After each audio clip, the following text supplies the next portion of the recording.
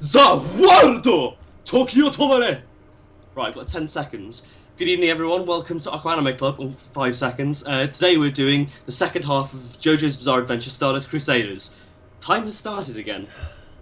Hi! Hey Cam, have you done the intro yet? No. Oh. Well, hi guys, this is JoJo's. I was trying something out. It's fine. You did Anyway. seem to move a little bit just then. Yeah, I don't know, the internet's being weird. A cup of tea just appeared out of nowhere as well. We all know that the true user of the world is Emily. Anyway, oh, there we go, right. So yes, OKKO Anime Club, welcome everyone. I'm a bit out of sorts, I'm very tired. But yeah, like I said, while time was stopped, we're doing OKKO Anime Club on JoJo's Bizarre Adventure, Stardust Crusaders, Part 2, and once again, it's myself, it's Backshift, it's Bizarre Jelly 5, and of course, who else are we going to have? But Master Tsar, Sean, how you doing, man? You alright? He's not I'm JoJo great. today. Good. It's too warm for JoJo. It is. I don't know how he does it in Egypt, but it's too warm. Get off my house. It's actually hotter here, to be honest. Did he just... Oh, right. Right JoJo's. then. For Before we start, thank you for my get well messages last time when I wasn't here. That meant a lot, so thanks to those people who sent them. I'm glad they actually did. So, for people who haven't watched the last Stardust Crusaders episode, Sean, what's your name and where'd you come from? Oh, you just spoiled it, man. My name's Sean, also known as Tizar. I do videos, mostly to do with JoJo's, playing the games, just general news, and it's my life, man. I love it. I love this show. It's just taken over. It's like my free. It's just ever since the anime, it's come full force. Everyone knows about it, and it's beautiful. I Yeah, love it. it's because you got people to talk to about it now. Whereas Yeah. before you were just sitting in your JoJo bubble, just being like, people You'd be should like- read this. I love You'd it. be like, I like JoJo's, and like everyone else should be like, yeah, I've heard of JoJo's. I should try it out sometime, and they never did. Yeah, I was one of those people, and I apologise. Yep, it's fine. we all waited. I just want to say, I think the backgrounds that I've made is like the best thing ever. I love it. I was waiting so long for that. I There was was waiting part of for me it. that was like, I wonder if the steamroller is gonna be like in one of the Because I was episodes. like, because I knew about the steamroller from the Dreamcast game. Yeah. Oh yeah, and I was arcade like, game. when's that gonna happen? Yeah. And then my brain was like going, do they have steamrollers in Cairo? It's just like, No, Cam, they don't have steamrollers, they have road rollers. road right? roll. Oh, okay. Road rollada. Anyway, So steamroller doesn't really roll off the tongue as much. Ha! Roll. you need to pick on someone. I need to pick on someone to start with. Yeah. Oh,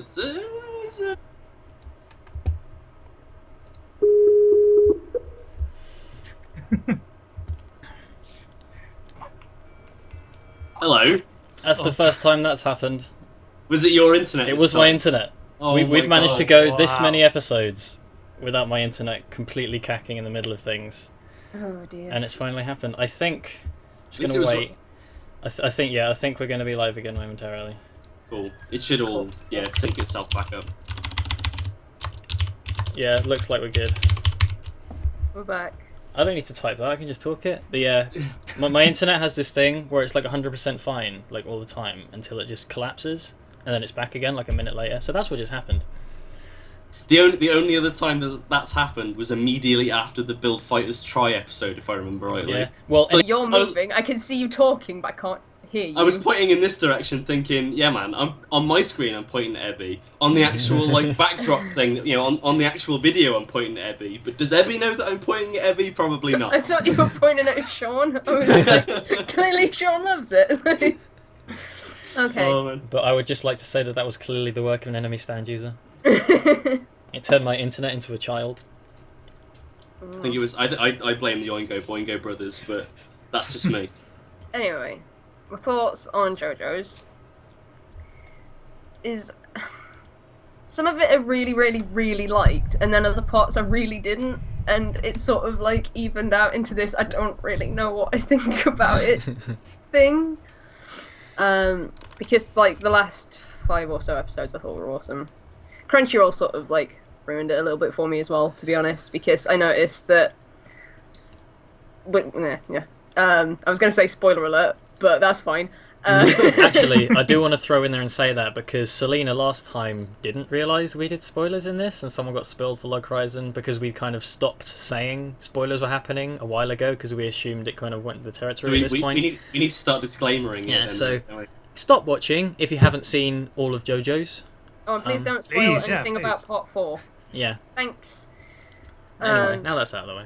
Oh shit, what was my spoiler? It's to do with Crunchyroll. Yeah, right, Crunchyroll.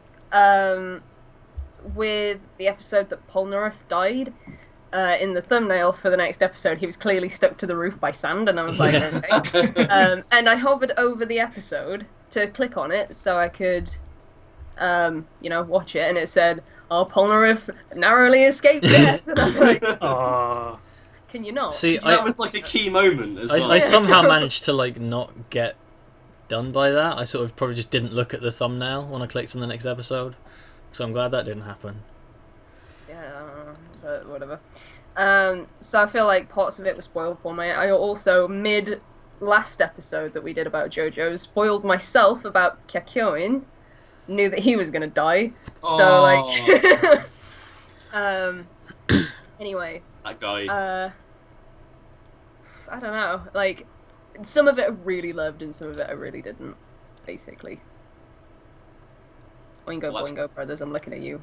Oh, what? They had the I'm best telling you. theme song ever. Yeah, come on, Don't man. care, The Oingo don't care. Boingo ED. And then it got even better because then you had the Hol Horse Boingo combi. I gotta show you guys something. Oh. Yeah. Oh my god, that's amazing. I actually foresaw this coming. So how's... Your internet crashing. Oh It's god, all damn in it, there. Sean. Oh man. Anyway, no, yeah, that's those two. Right, the best part, my favourite thing about the Oingo Boingo brothers, isn't the fact that licensing meant that they had to call them something completely different in the Crunchyroll. Mondata thing. and Zenyatta. The Zenyatta Mondata brothers, which Oh yeah. which makes sense because it is a reference to a different song by the Police, so at least they've kind of made it work and Yeah. not just done some random trash. Kuru But, Aisu. Cool. nice. John was That in the killed room. me. When we got to the Oingo Boingo brothers episodes, John was in the room, but he'd fallen asleep. Yeah. So he was like he was watching JoJo's, and obviously it was still quite serious before that episode. So I think they were fighting Geb, and then it goes into that episode. So he'd fallen asleep during the Geb bit, and then he woke up during the credits and was just like, "What the fuck is going on?" Oh, it was brilliant. So who's going next? You Alright. you answered the question. You Alright. asked the question. You've put yourself in the firing line. I fucking loved it. Like, I loved it, even though I've got so many problems with this. Which is, well, I was so hyped to talk about this when I finished because I was like, right, I fucking love that, but I've got so many little things I need to talk to Sean about. And there's just like, again, I was expecting the second half of the show to sort of open up a bit more. I thought the episodic nature, or like monster of the fortnight nature, was going to like stop, and it was going to get into the more important stuff happening. But pretty much the entirety of this second half was monster of the fortnight again, including Dio to an extent. His sort of monster segment was just a little bit longer than the others, which did kind of disappoint me because I wanted some of the stuff we saw in Battle Tendency again, because that's like my favourite thing that's come out of JoJo's so far still. Spoilers for which part's my favourite. But there's so much stuff I loved about it. Like, I really, really adored the new and interesting things they did with the Stan users. Like, you could tell that he's figured out, like, at this point, right, here's what I've got with this idea, and now I'm going to just break it apart and do crazy things with it. The only problem with that is that, like, they at various points sort of talk about how, like, rare and stuff stand users are, and how, like, when they do Kakyoin's flashback, and like he was the only one who could see this stand, but then the show sort of presents it in a way that like fucking everyone has a stand, everyone and their dog, literally. But yeah, I've got a lot of problems that I want to discuss, and I'm looking forward to discuss. But I did absolutely love it. So there you go. Right. Cam or Sean, Cam or Sean. I'll go. Now, the first half of fucking hell. Stardust Crusaders. Yeah. JoJo's Bizarre Adventure. Part 3. Stardust Crusaders. The anime that we are talking about. No. So yeah, the first part was awesome, and I think we all, if I remember the previous episode that we did correctly, we were all just kind of saying, this literally hangs in the balance on what the second half is like, because it's all working towards the big payoff, which is Dio. So, again, it was more of the same, and I absolutely loved that. I'm into Monster of the Week stuff, or Monster of the Fortnight stuff. It was really interesting. There were some awesome fights, and it was just really nice. Again, one of the things that I really liked about the first half was the sense of camaraderie between the main guys, and that only got expanded upon as the series carried on, and then of course when people started dying. Now that's where one of my main and probably one of my only like 2 criticisms come in, which is death was taken extremely lightly, which kind of cheapened it when people actually died. And other than that, I didn't feel like the Dio fight was enough of a payoff. Like, it was really good, but I didn't feel like only having 3 episodes did it justice.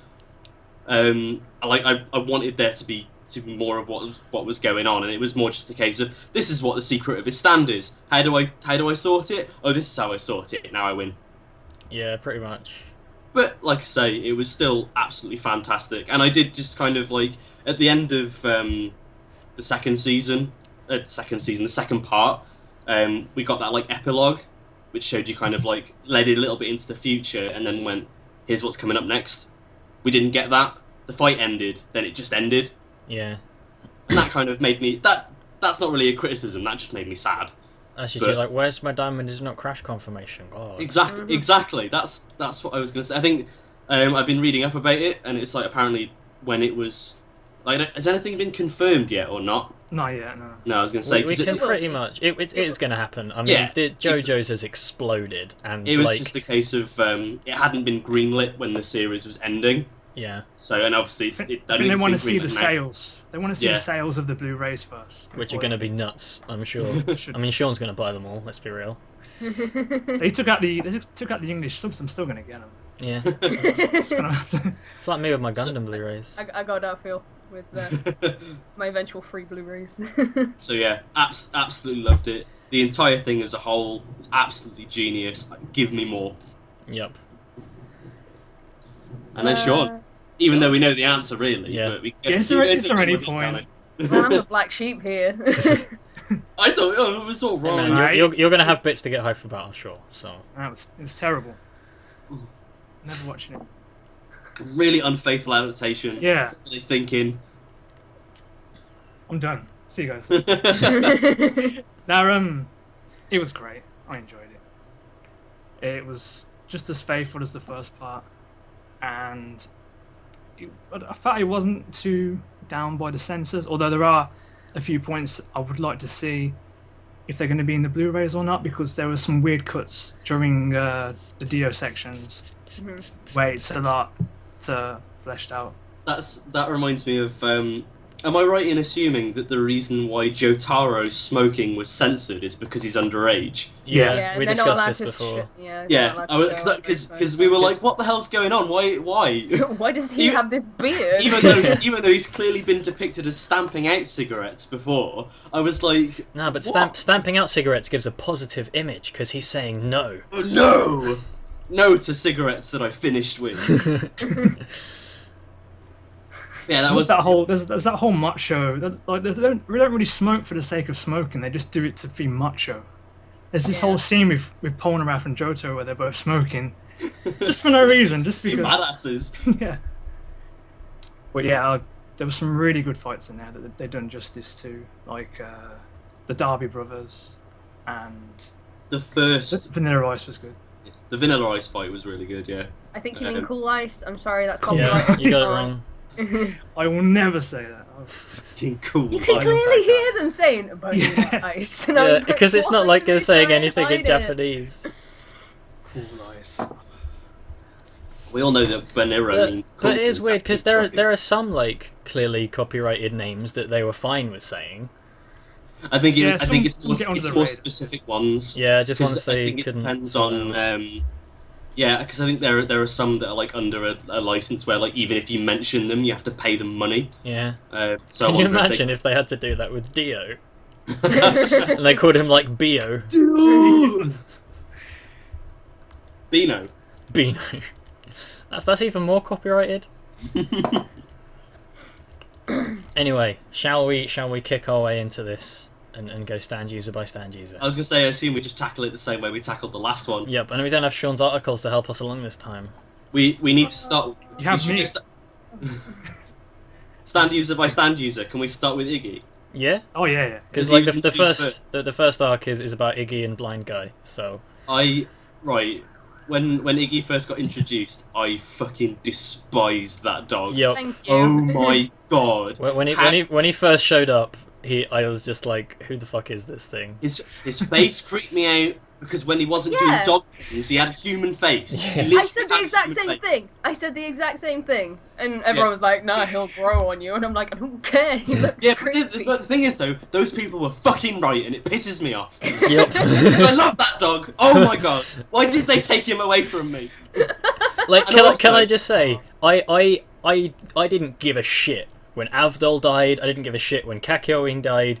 I almost didn't give a shit when Joseph died, just because I assumed he wasn't actually dead. When Iggy died, I was almost bawling. Also, Iggy gets in my eyes like my favourite fight in the entire thing, which Yeah. is Iggy versus Pet Shop. Yeah. Which is fucking awesome. Iggy versus Pet Shop is my favourite fight in the thing, even more so than Dio. Yeah, because it was like, hang on, this is animals with superpowers fighting each other. I have never seen this in an anime before. This is mental. And suddenly you can talk as well. So it was- Yeah, and I was just like, this is Changing what dialogue. sets aside JoJo's from like anything else that I've seen before. You've got this going on, and oh, it was so good. I think the thing about Iggy at the start is they just made him out to be proper minging. Mm. He's just like, he's drooling everywhere, he's putting gum everywhere, he's farting in Polnareff's face, scratching away. It's like, oh god. Who genuinely thought that he'd just done a shit in Jotaro's hat? I thought that. I was like, "No, don't you, no." Well, they made a baby eat poo in the first. So I just want to say, there are some proper disgusting things that happened in this second half. Shout outs to fetuses and oh yeah. and bath poos, but they didn't go. There was no eyeball gargling, there was no actual poo eating. So there was no toilet bowl licking, or crocodile in the toilet, or whatever it was. No pig in the toilet. There's the pig in the toilet, but there was that weird moment where there was that poo that just kind of crumbled Yeah. and then flew away. I was like, You can breathe that. oh man, but yeah, it was a bit. He just was insufferable and annoying, and like I like the idea that they had one of their cast members that was just like a coward, but he was still really annoying at first, and I think what turned it around was the pet shop thing. Oh yeah. It 'Cause wasn't. when- It wasn't the pet shop thing for me at all. Like, it really wasn't. The thing that turned it around for me with Iggy was the the Vanilla Ice fight. Yeah.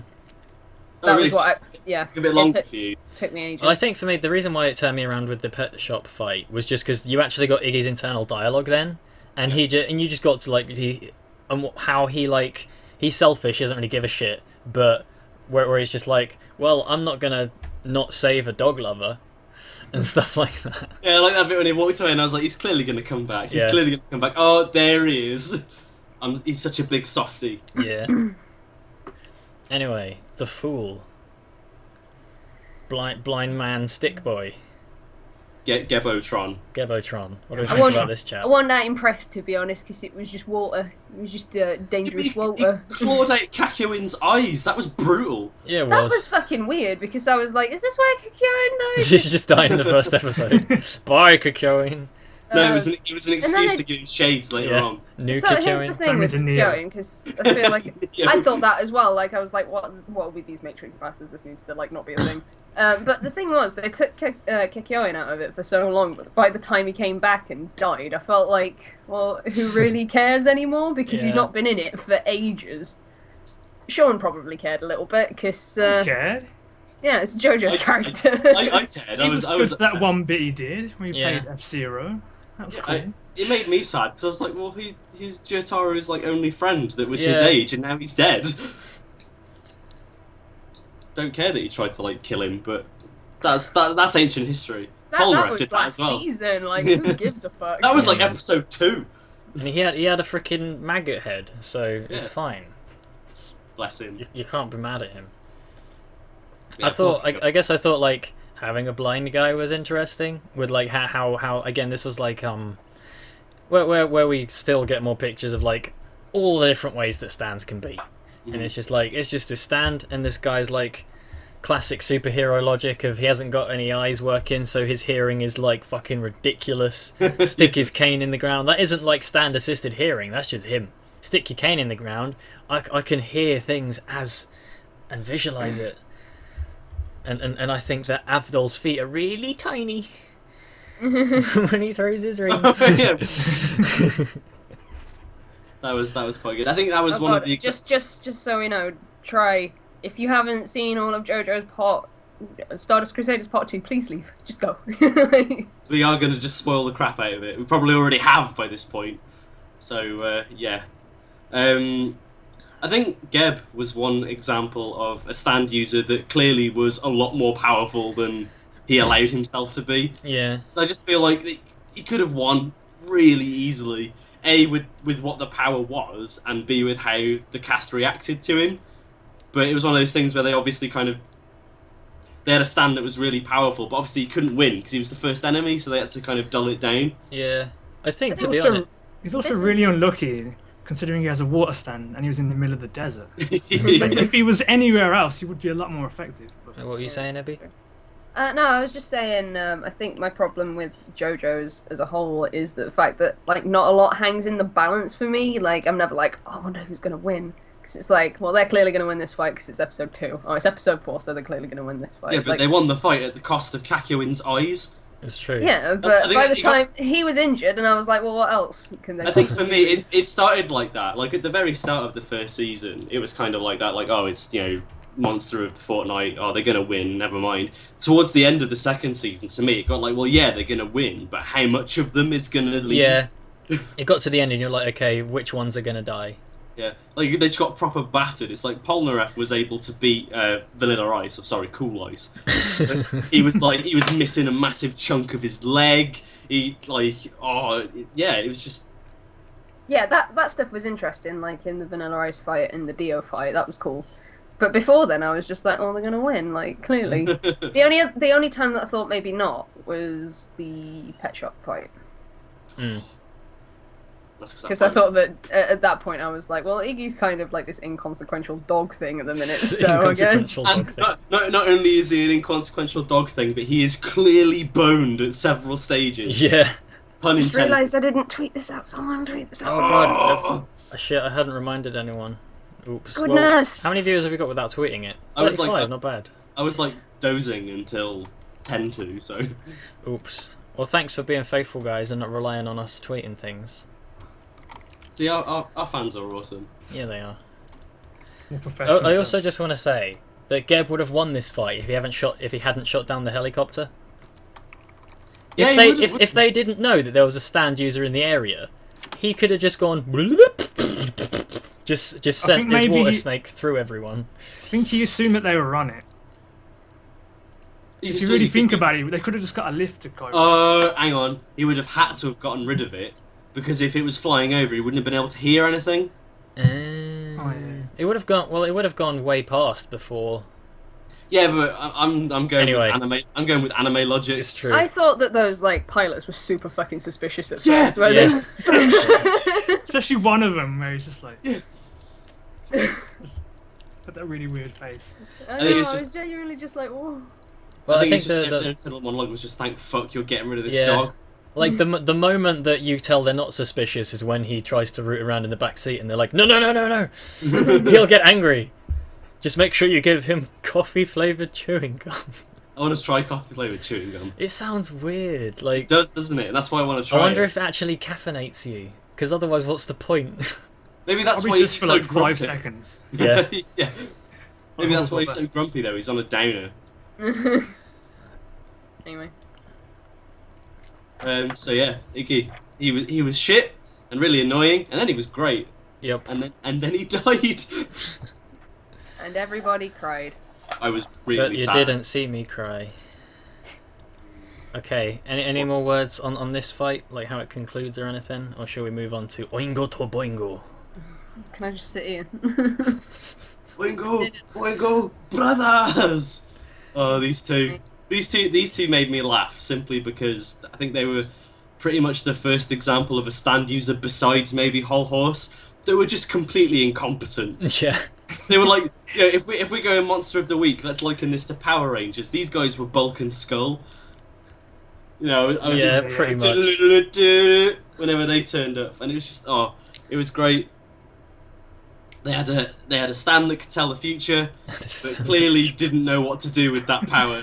That fucking his transformation into Jotaro, like how he looked, that was so good. Yeah, man. Well, it just like throughout the entire scene in the car, I was just like, how did they not know? How do they know? Like, It's I because- was deadpan convinced they knew he was an enemy stand user and they were playing along with him. No, they were they were just being dumb, and B, Polnareff was just being a twat like usual. Yeah. It's hey, Polnareff. hey, Jotaro. Well, yeah, the thing is though, that implies that Jotaro has done that cigarette trick before, and that seems so out of character. What do they get up to off screen? Exactly.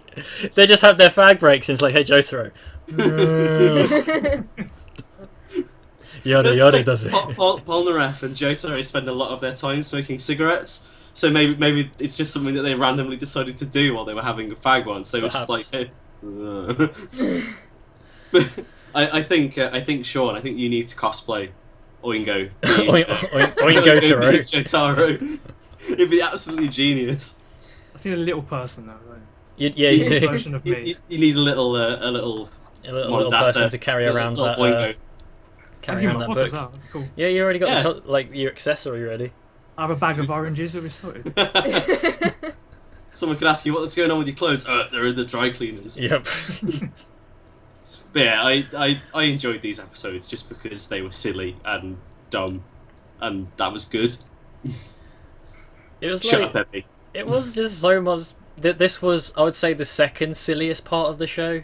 We'll get to like the silliest part soon, which was like the funniest shit ever. Which involves Metal Lady and magnetism. Oh god, yeah. But this episode was great. Like it was stupid. There was no chance anyone was gonna get hurt by it, but I was fine with that because it was just dumb. All I was thinking is, why the fuck did Dio choose these two? I know. Like, why? What possessed him to think those two? They'll do it. Yeah. They'll do it. I think it's just because he's just like, stand users. They'll inconvenience them slightly. Stand users, they're good, aren't they? I just love how the thing at the end, it's like, and they defeated Oingo and Boingo without realising they'd been attacked. Yeah. Oh, that's so good. I did get the Anyway. feeling that they, like in the first season, you had obviously the tarot cards as all the stands, and then they introduced the Egyptian gods, Yeah. which was cool. But then even after they got to the end of the Egyptian gods, they were still just throwing stand users around left, right, and centre. Yeah. Like Vanilla Ice, his stand is just called Cream. What does that suggest? Ice cream. Egyptian cream guard, you know. Yeah, it's like what? Well, it's So- it's the band cream because it's all like that. Yeah, but I thought it was supposed to follow a pattern. Like, Oh, I man. didn't. And that I one didn't- just straight up didn't. I didn't think they broke the pattern until after this. So seeing that, I was just like, what? I mean, the stand was cool, Yeah, it was. but I was like, you're breaking my continuity, man. What's going on? Okay, so then the next stand was Anubis, which was the sword, which was my least favourite one of the series. See, I liked Anubis, and then he was defeated, and he just went really, really dumb. Yeah. He was just like, I just need to like stop in the boat. When it- If I can just impale myself in this wall, I won't die. And honestly, I think that might have been my favourite part of the 2 episodes. Is after he gets the kid to throw him and he ducks and he just like goes, "Oh shit, I'm flying away." I was so stressed I accidentally phased through the wall. That was good. But I thought the Anubis episodes were kind of disappointing because I Anubis was like the one Egyptian god that I Yeah. actually knew shit about. And Anubis seems like it should have been a big deal. yeah, It's just a cat. He's just the it's Greek. like the god of death. No, he's not. That's Osiris. Wait, he's Egyptian. He's an Egyptian god. Yeah, I know. Wait, what? He's the god of Wait. judgment. Is he? Yeah, Anubis is the god of judgment. So Anubis. after people die, he's the one who goes. He's the one who weighs their heart against a feather after they die. It's Osiris who's the god. Lord of the Underworld. He was replaced by Osiris in his look. Okay, so we're both right. Yeah, guess. sort of. Whatever. Anyway, enough about mythology. At the start of this, I was just like, so this sword's a stand. Who's the stand user? I don't get it. And it's like, this is a sword that doesn't have a stand user. It's a magical stand. Why is it not? Why is it still there? I don't understand. That's a thing that gets explored more in later parts, if I remember rightly. Like stands that don't have users, I think gets more explored in later parts. Like I think there's one in part 4. So Just the whole theory of who gets a stand in general. That gets explained later on. okay, Okay. that's cool. It's not just a random. Is there like a... Did they explain why stands randomly started appearing at this certain time? Yeah. Okay, because obviously no one in the past had stands. They had to use Hammon, and then... Yeah, I And think So then you just- actually get shown in part 3, but you wouldn't know about it because you haven't been told. So that's something to look out for. Interesting. Okey-dokey. God, Sean, making me want to read it before the anime comes out. Yeah, No, I you think can wait, man. I like the concept of the Anubis episode simply because it was a bit different. Like it was a stand that didn't have a user, and when they were asking the questions like, "Oh, well, who's the stand user?" I was like, "This is interesting because it doesn't have one. When are they going to work that out?"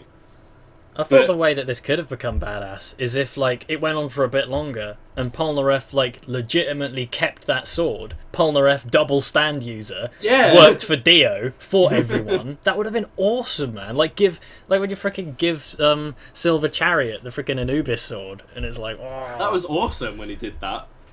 And like, you know, He's in too the lovable at this point, though. Yeah. I know, yeah, he's become even more so later on as well. But yeah, he's just great. But what was I going to say? Yeah, it had a lot of potential, but it kind of got pissed away, unfortunately. I thought in an animation standpoint, when Polnareff fought Shaka, the first user, that was really well in the done. pillar was area. really good Yeah, fight. there was a Yeah. lot of cool 3D movement and stuff in there. And we got his secret technique, like ping, ping. Oh, yeah. Yeah, that's right. I was pro. And he's like, I can only do this once. It was pro, but it was also kind of dumb. Oh yeah. Like, it's just like, pew! It's like, that's illegal, man. That's a ballistic knife. Well, but yeah, Can we talk about Mariah now? Mariah. Mariah, whatever. Mariah Carey. that was. That's what she's named after, apparently. I looked it assume up so. and I was like, Just Bus- don't sound like- Bastetto. The only thing that annoyed me about this couple of episodes was that Mariah's only line seemed to be. I don't fucking care. This was the best. This was so funny. I got to see Joseph and Abdul hump against a Yeah, fence. Yup. I didn't think Come that on. was the thing I wanted to see. Even clearly at the did. start, like when freaking Joseph is having to faff around with like all of these random knives and forks just like coming on, he's like, oh, why are the bottle caps sticking to me? I like how no one noticed that, like, he turned around in his sleep and he was covered in bottle caps. Yeah. Like, no Yeah. one was like, They must have been like, oh man, he specifically wasn't like, you've got bottle caps all over you. he What's must have going been on? he must have been out on the pisser real bad. Yeah, I don't know. This was my favourite set of episodes, aside from the last, like, 6. Oh, I just lost my shit. Like when everything involving that fence, when they were both all the people watching, that flipping old lady that he accidentally flipped the skirt of. I Oh, love that. this is just like genius, like infant tier derogatory comedy that just gets me. All right, this is just this is like potty humor to the max, and it's perfect. It's so JoJo's. It was fantastic, and then just the way that it ended as well. The thing is, though, I wasn't expecting it to end the way that it did, because like I kind of got the idea. Okay, they're gonna use the magnetism against it, but I wasn't expecting it to be so brutal. Yeah. Just... And frickin' Joseph actually used the ripple, like, for once. I know, with his hand in the grate, and it's like, oh. I'm on. Just like, oh, I forgot you thought you'd forgotten how to do that, buddy. He's like, I "Nah, thought man. you forgot. Forgot you forgot. Because that was another thing that I've always been sad about for Stardust Crusaders. It's like Joseph just doesn't do anything cool with Hammond anymore. He's got this stand. That was like such a big disappointment for me because I really like Hammond. I think I like Hammond more than I like stands as an idea. Just like being able to make fucking hang gliders out of leaves and stuff. I don't know. I guess the issue with Hammond is it kind of peaked. Yeah. Like there wasn't really much more that they could do with it, or if they did try and go further with it, it wasn't capped. So like, I mean, stands can literally do anything, but at least it's kind of contained in that it is a thing that does something. And it has rules. I think my problem is that like for most of the series, just fucking Joseph was like, oh, "Sorry, what's Hammond? It's not a thing that I am trained in any way." And just like forgot that it existed, and I'm I like, think the main thing is that because they gave him Hermit Purple, which doesn't do much, like by comparison Hermit to everyone Purple's else's. like the worst stand. It doesn't even have a form. It's just thorns. Like when you're in the opening and like in the thumbnail for this stream as well. It's like you've got all of their stands and then you've just got some vines for Hermit Purple. I was like, oh, Joseph. Like, I linked it on Twitter earlier. You can get this like set of charms that are like Iggy cosplaying as each of the different stands. Those are badass. And the one for Joseph though, the one for Hermit Purple is really good because it's Iggy with the hat on, and then it's got all the vines around him. Wow. And that was awesome. That's badass. Sean, I think you need to get those. I do. Yeah, well. What were we talking about? We were talking about the Mariah episodes, and they're just like. What did you think? What did you think of her stand? Like when you first see it, a random electrical outlet in the middle of the desert. Yeah, like it was quite amusing because it's like aside from Hermit Purple, pretty much all the stands we'd seen so far had been like either person shaped or a big thing, like that bloody ship in the first part. It was like it's an outlet, and when he gets shot by it, I just thought it was like an ability of a stand. As opposed to the stand itself, I thought it was like literally just electricity being the power of one of the stands or something. Considering the stand was Bastet, I was expecting it to be like a cat thing, but it wasn't. It was just an electrical socket. It was well weird, but the power itself was really cool. And how about that bloody scene with the train tracks, where she's just like, "Have my nuts and bolts." I was like, I don't understand what's happening. JoJo's has gone too far at this point when she started like... I just love the fact that her exact expression was just like, you think my boobs are getting bigger, don't you? Well, they're not. Oh god, and also... It's fucking tools, mate. There's the scene in the women's bathroom where I was just like, it's just so awkward. I was just like, this is so cringy, no. What if... And it's the same woman again. Yeah. I love the bit where he's on the escalator for the first time. He's like, no! Oh no! I'm gonna get ground up by the escalator. Hey, and that it clearly stopped. wouldn't happen. And then he's like, I've got to find the emergency stop button. Oh no! It's just round the It corner. doesn't have one. It doesn't have one. It's right there on the side now. And he keeps going after it's been stopped and everything. That's so fucking stupid, because all of them like get jammed up for days if you get your shoelace caught in there. Like, Yeah. There's no way. And also, like Mariah had those like jaggly bits that she used to tangle him up. Well, how did they just suddenly come loose? Magnets in it. Clearly. Powers. Must be the work of another enemy stand user. It's Clotho. I loved We're going into Greek deities. We're going into Greek deities now. I loved when how they escaped the train as well. It's like, oh shit, well, he just digs a hole with fire. I'm just like, man, Joseph must be burnt to shit right now. Have you noticed that digging holes was quite a common solution to a lot of problems in these fights? Digging into the train tracks, bloody Iggy digging away from Pet Shop, and then somebody else. Polnareff like tries to dig through the floor. That's it. Yeah. So digging. It worked for Iggy and Avdol. It'll work for me too. Oh man. I was watching this episode with someone, and they were like, I bet it was super Totally awkward ruined- against the fence.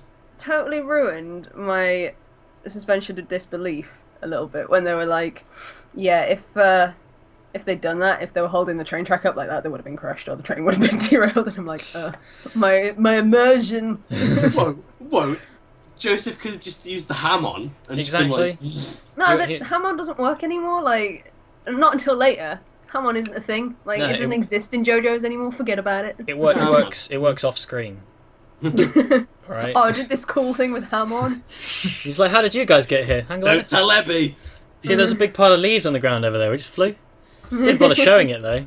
We've already explored all those ideas. See, what you don't know is that Iggy actually knows how to use ham on, and it wasn't the fool that was gliding in the second episode or the first episode. He was using ham on, and that was a big leaf. Oh man, I love this show. But yeah, it was like I say, for how stupid the episode was, like both parts of it. The ending was just so like, that's really violent. It almost kind of like slaps you in the face and goes, "Oh yeah, by the way, this is a really violent show." I And just thought of a really funny joke. Can I tell it? How'd you make a ripple sandwich? Put ham on. Done. That was really. I thought of that just now. You guys can keep that one. You can tell that to your friends. The other thing that surprised me a little bit was how they were just like, forgive me for possibly sounding a little bit sexist here, but I was surprised that they did that to a woman. Yeah. Because my evidence for this is in the first half when they had that one stand user that was the Empress, and basically Jotaro rearranged her face, and they didn't show it. Yeah. Or did they show it? I can't remember. That was High Priestess. That's it, High Priestess. Oh yeah, because Empress was the little one, wasn't it? But yeah, she got absolutely creamed, but they didn't show that. But they were more than happy to show Mariah getting pasted. Yep. I was like, how is she not dead? Like, that would have killed her, surely. Maybe she's got some semi-reverse magnetism or something, or she's got loads more nuts and bolts as armor. Nah, she would have died. Like, Abdul had a car on him. He would have died. Like, she would have died. Yeah, he had a car. Well, to be fair, Abdul would have died when the car went. Yup. It's also true. Yeah, that's not how magnetism works. He was just a turtle man at that point. He just had a big shell on his back. And it's just like the fact that it was so silly because you had both of them in the pincer movement, and they were all just covered in crap.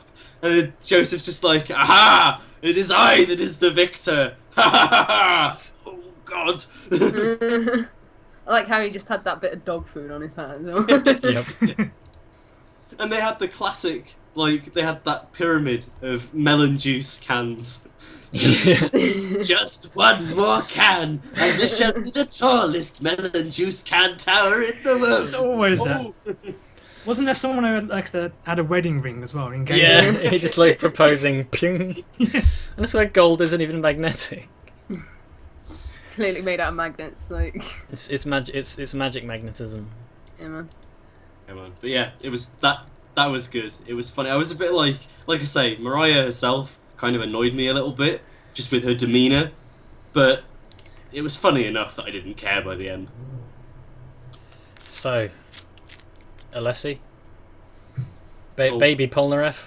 Baby Polnareff.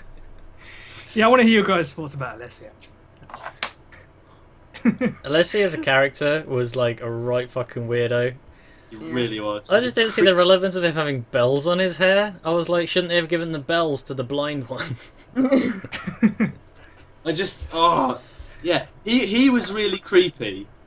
And I don't know what it was. It was something about the fact that his power turns people into kids, makes them younger, and then he murders them. Yeah.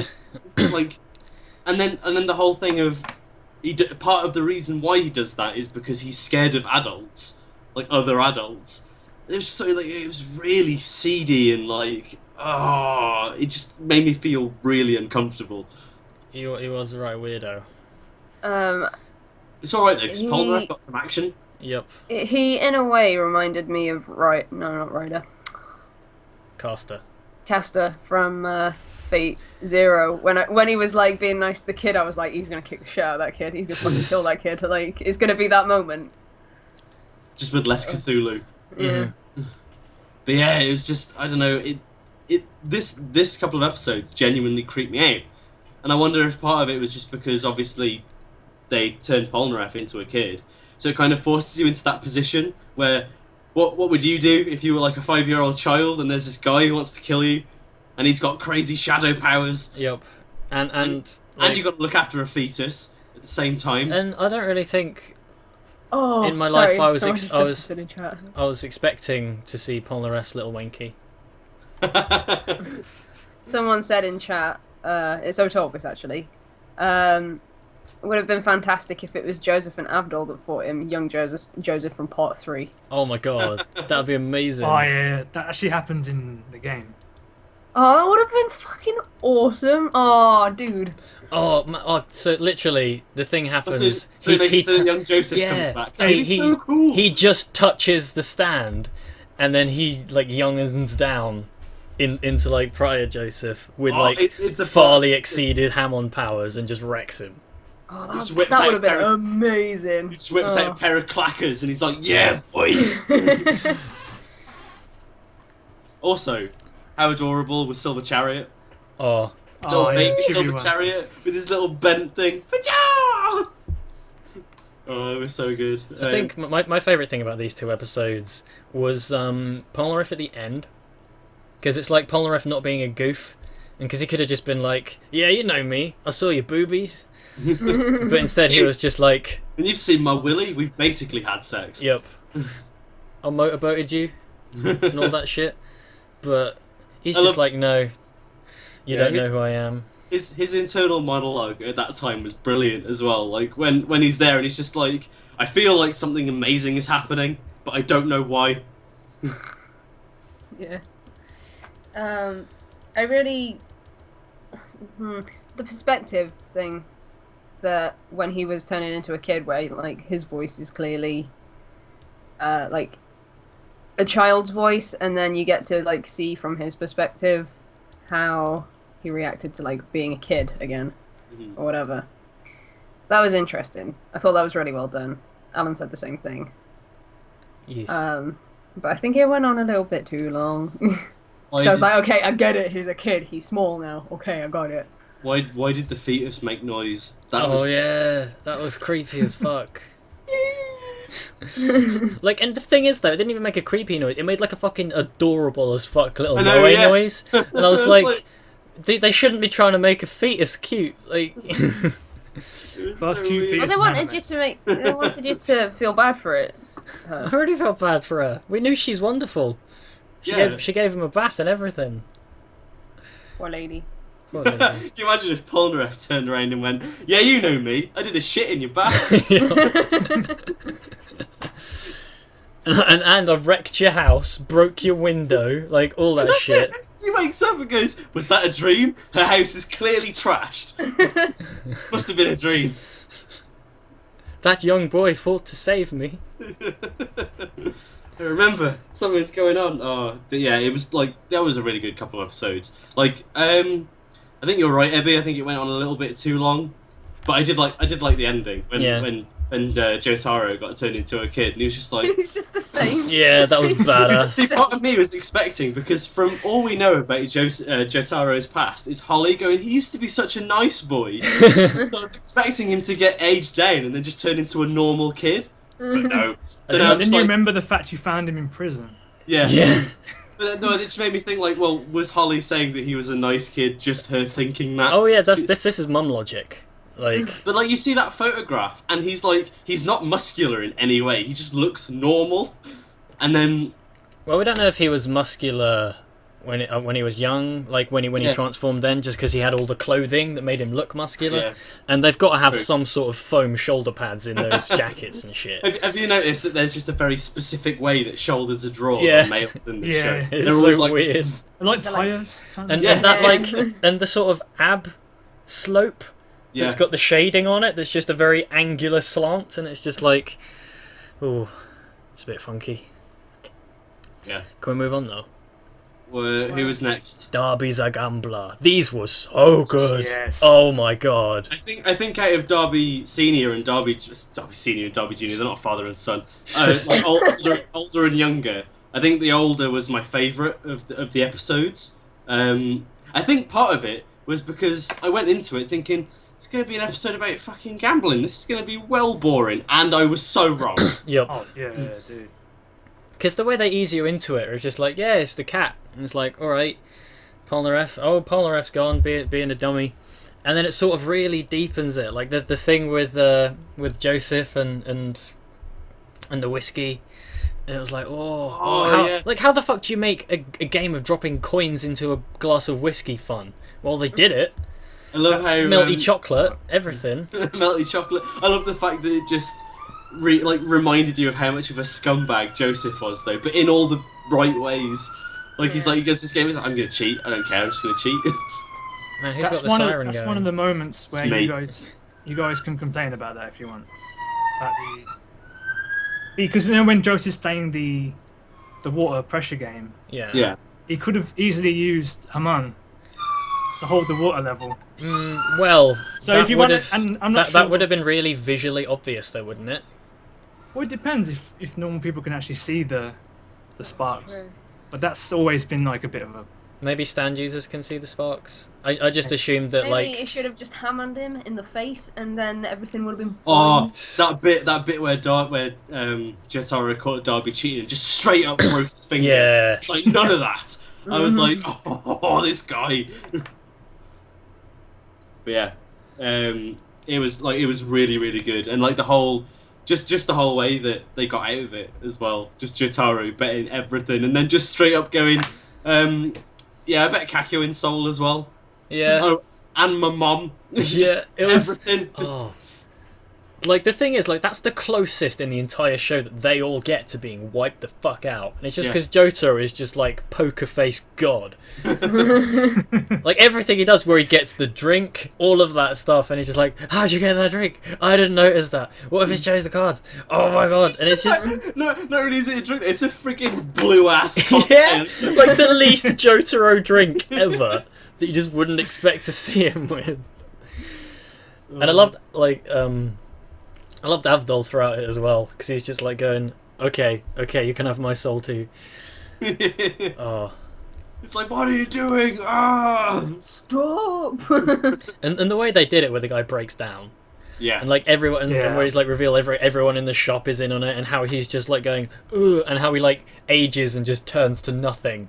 When another thing I really liked though was when the table got flipped after he had his breakdown. The cards were still face down on the table, even though it was 90 degrees. I was like, what? He cheated. He put sticky stuff on them. Yeah, he must have done. Like he really didn't want to see those cards. I like how he was like, yeah, I didn't want to see the cards because if I saw them, I'd panic. Yeah. Oh, genius. Loved it. Loved every minute of it. Wouldn't change a single thing about these two. This is why, what I was saying earlier, just the stupidly interesting things they can do with stands. Because there's no combat in this whatsoever. The stand itself didn't do anything, aside from being able to take souls away. It was all the guy, and it was all the guy's own skill, and it was badass. Yeah, it was also, he kind of goes to show that, like, not all stands are combat oriented as well. Yeah. Yeah, and you can't punch your way out of every situation. Yeah, like. I mean, I would have. I would have just been like, yo, dude, Just punched him. you're getting punched in the face. Yeah, but then Polnareff wouldn't have come back. Nah, before he like took Polnareff's soul, and just punch him. As soon as You're you find out, suspicious as fuck. as soon as you found out he was a stand user, bang! The thing is, they didn't know he was a I don't think they knew until he until took Polnareff's soul. until he took Polnareff. Yeah. They wanted the information Surely anyway. they should have been able to tell. Surely, as soon as he said, "Oh, you know what? I don't really want anything apart from your soul," Yeah. they should have gone. This guy's he's weird. just like, yeah. This guy's weird. Batter him. Like they could be logical and they go, he can't take our soul. What a silly joke. And then you think, this is JoJo's, guys. You guys, Probably a stand user. you guys are on a bizarre adventure right now. So, And this guy has sideburns made out of Stanley knives. yep. Oh yeah, man, that was sick. What was that about? It was, I don't know, I couldn't explain it, but it was cool. Because his brother had them in a different place, so Yeah, maybe yeah, they were but- once one person, and they had to separate them and then fill the gaps in with Stanley knives. There you go, that's- It's just like, shit, what do we do? God, he would be a shit matchup with Mariah. Mariah, rather. I keep saying Maria. Oh, man. Anyway, next we have the return of Boingo And and the return of Hol Horse. Hol Horse! Yes. This Copy! is fucking stupidest shite I've ever seen. Yeah, it was, and I loved it. Fucking, I was waiting for Hol Horse to come back. I was like, when is Hol Horse going to come back? And then he came back, and he had Boingo with him, and I was Yeah. just like, what? What I did like about the start of this is we actually blimmin' saw Dio again for a little bit, and he actually like had a scene where you see him do something other than just like see a silhouette or something. I mean, you don't see him again for a bloody long time afterwards, but And still. when Hol Horse is deciding whether or not to kill him. Yeah. And Dio's just like, "You're gonna shoot me, bruh? I'm gonna do it. Bring it. I respect That's- your balls that's- for trying to do this." Imagine That's if you kind had. of the first reveal of the world as well. Yeah. A very small reveal. Yeah, you kind of get the first inkling as to what could be going on. He's a But, teleporter. It's one of And I the, was like, what? And Sean was like, yeah. it's one of those things that like all the evidence is there, but until you're explicitly told what the power is, you wouldn't get it. Yeah. It's like I knew what it was because I've seen his special move in the Dreamcast game. That's the thing, yeah. I've seen that special move, somehow completely forgot that he stops time in that video. I All- thought his all I power remembered was- See, Emily didn't know that his power was to stop time. So when because I didn't even realise, and at one point I turned around and went, "Do you actually know what his power is?" And she went, "No," and I was like, "Oh man." And then when she found out, she was like, "Oh shit." Yeah. What are you I saying, sort of Abby? assumed his power was teleportation. Mm. It was just like, Yeah. oh, he clearly just like teleports this fucking steamroller onto you. So I guess that's it. Like, I don't know. I Yeah. was wrong. He'd just be like a really Gar Kuroko from Index at that point. Yeah, I think one of the interesting things about Hol Horse is he's one of those characters that can easily that just flip flops between being really cool and fucking dumb. Yeah. Because he has moments where he's like badass. He had a couple in the first season. He had that bit where he was going to shoot Dio in the head, but then the entire like part of this season. I think this bit here, it's basically like Hol Horse was a comic relief character at various points.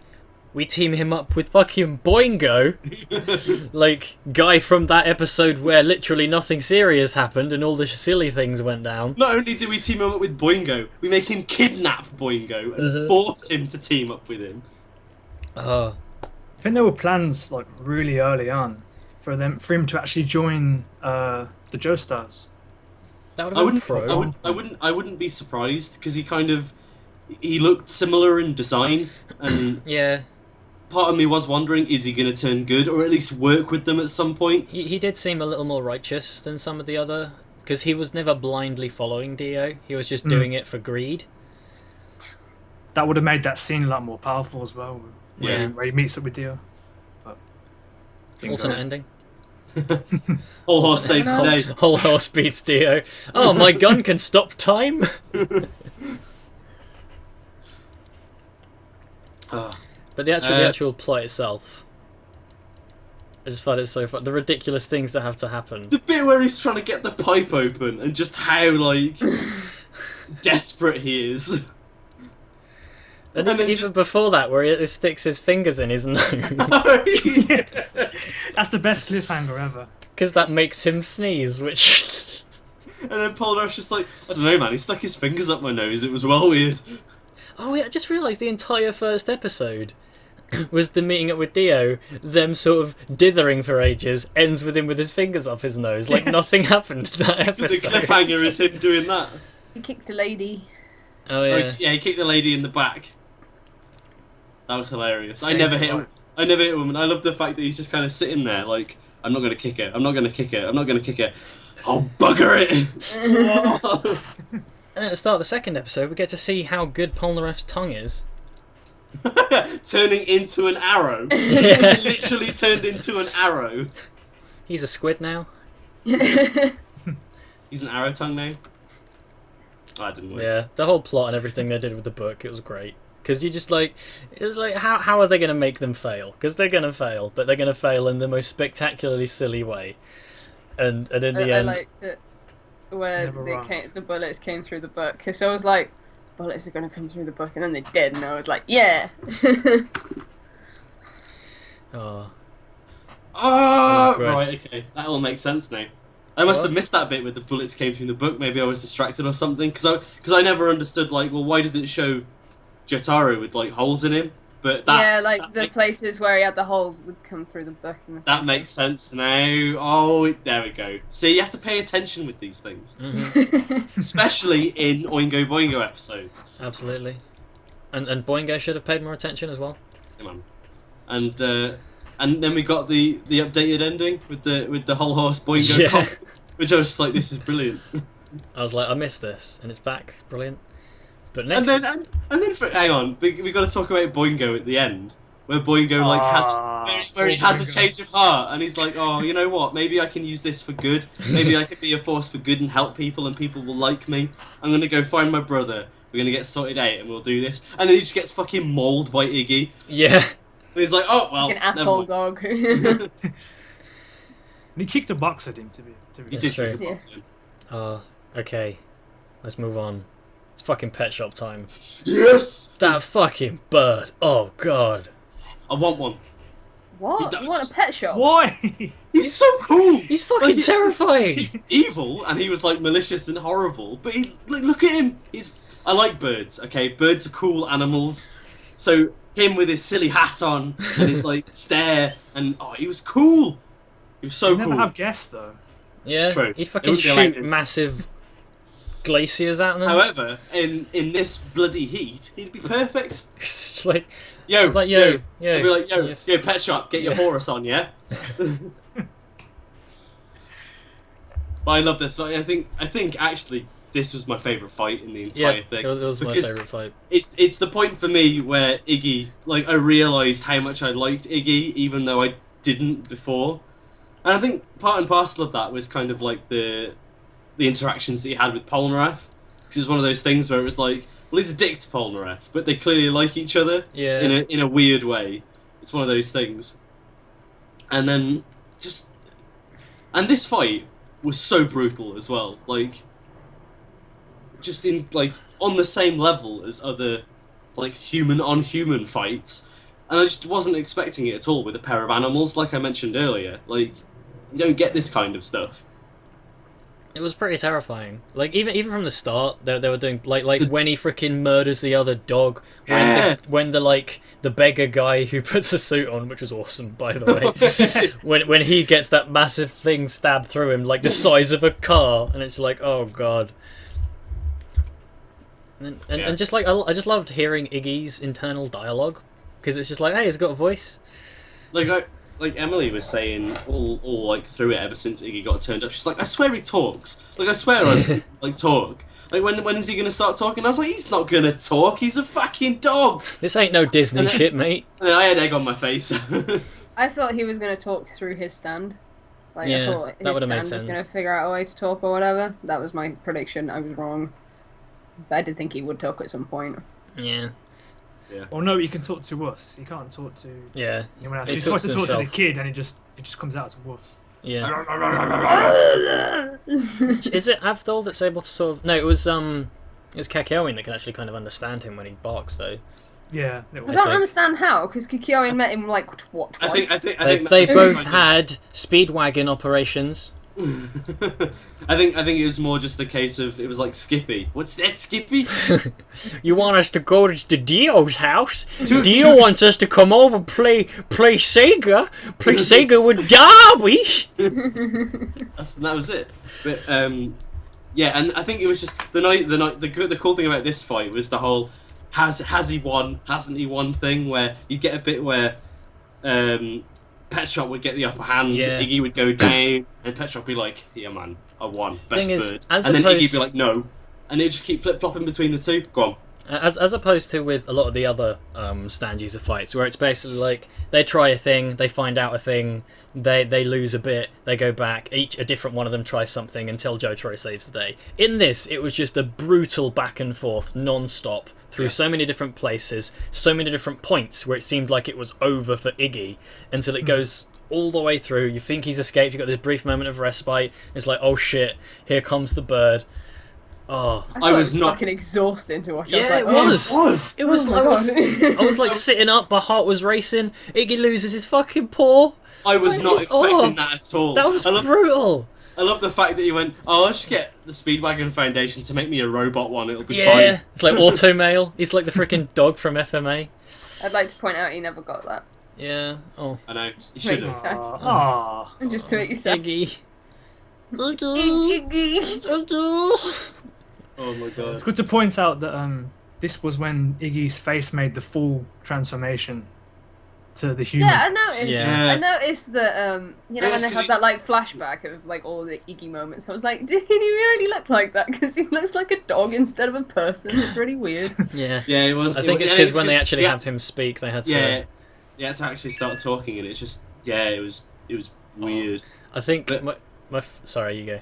No, I was just gonna say the end as well. Yeah.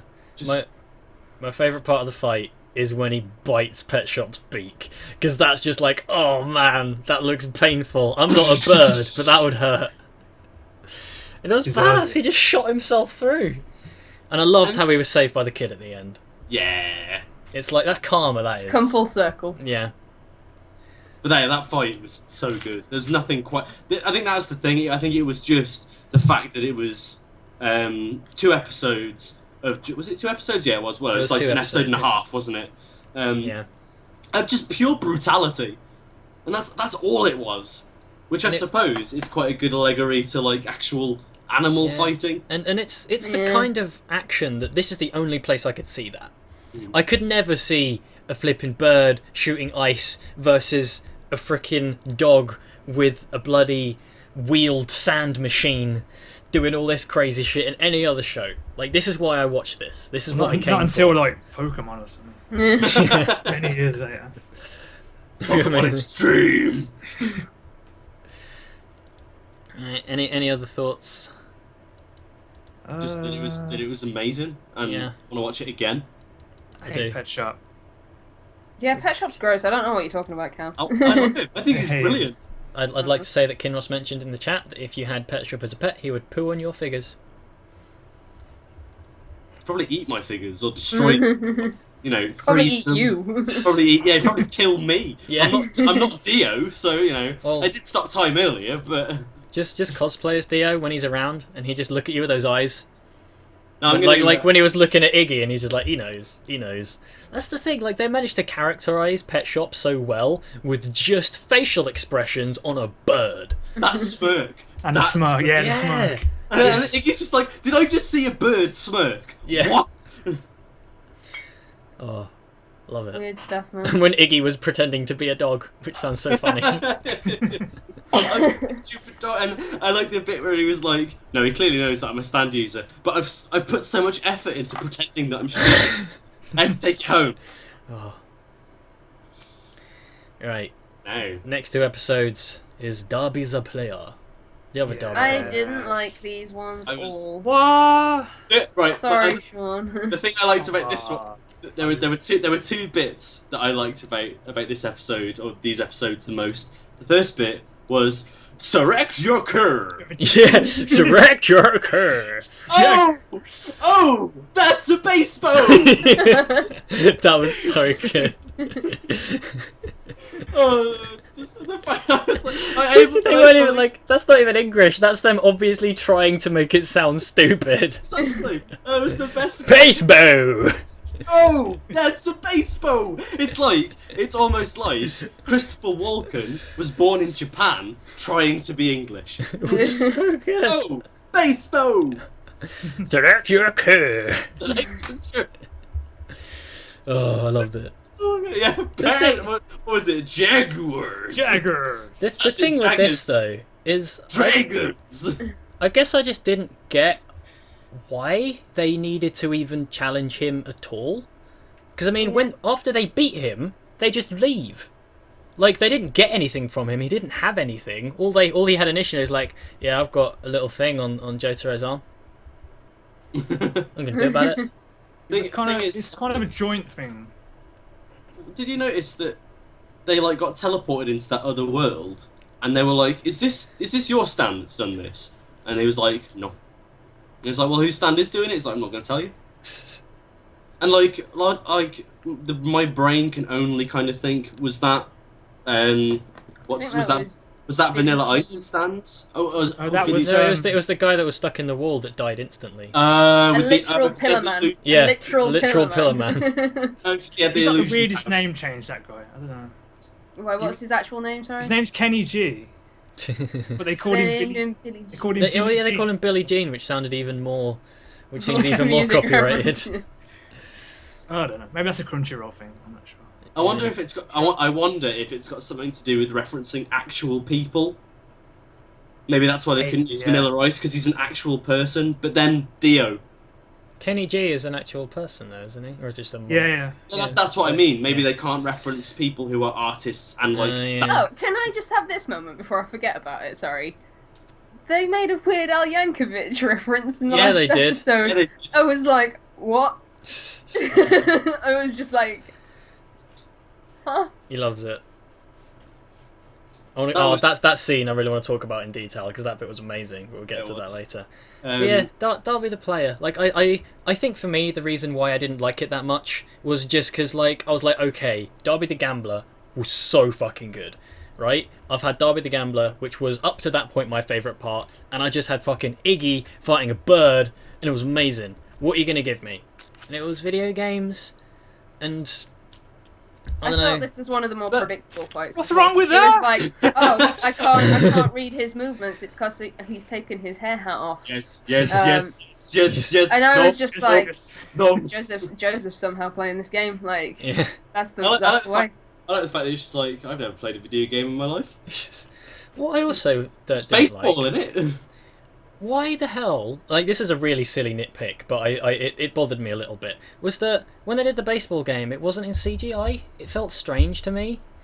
Because they did the car thing in CGI, they do all the openings in CGI, it's cheaper to animate CGI, so why did they not do the baseball one in CGI? You want Star Platinum playing baseball in that full, like, hand animated shit? That's how you want it. Because you want to be able to see him pitch in that same animation sequence 4 times. That's true. They did reuse a lot of stuff in that, but I didn't care. It was awesome. I don't know, I liked the... Don't get me wrong, I enjoyed it, but... I liked the nuance, I liked that it was a bit different and a bit quirky, and like, they were talking about video games. It was just like... And I do like how when it got to the end and it was like, yeah, you know how you're saying all this stuff about how you're better than your brother's never beaten you, your brother would not have fallen for this. Yeah. Like, which gave respect to the 2 episodes I liked more than these 2, basically. And that card game was fun. Weird. That kick, What doll was how they animated them was really weird. Because they were animated, but they also had like the shifting as well. Yeah, like kind of the liquidated shifting kind of thing. It's like, dodgy. oh.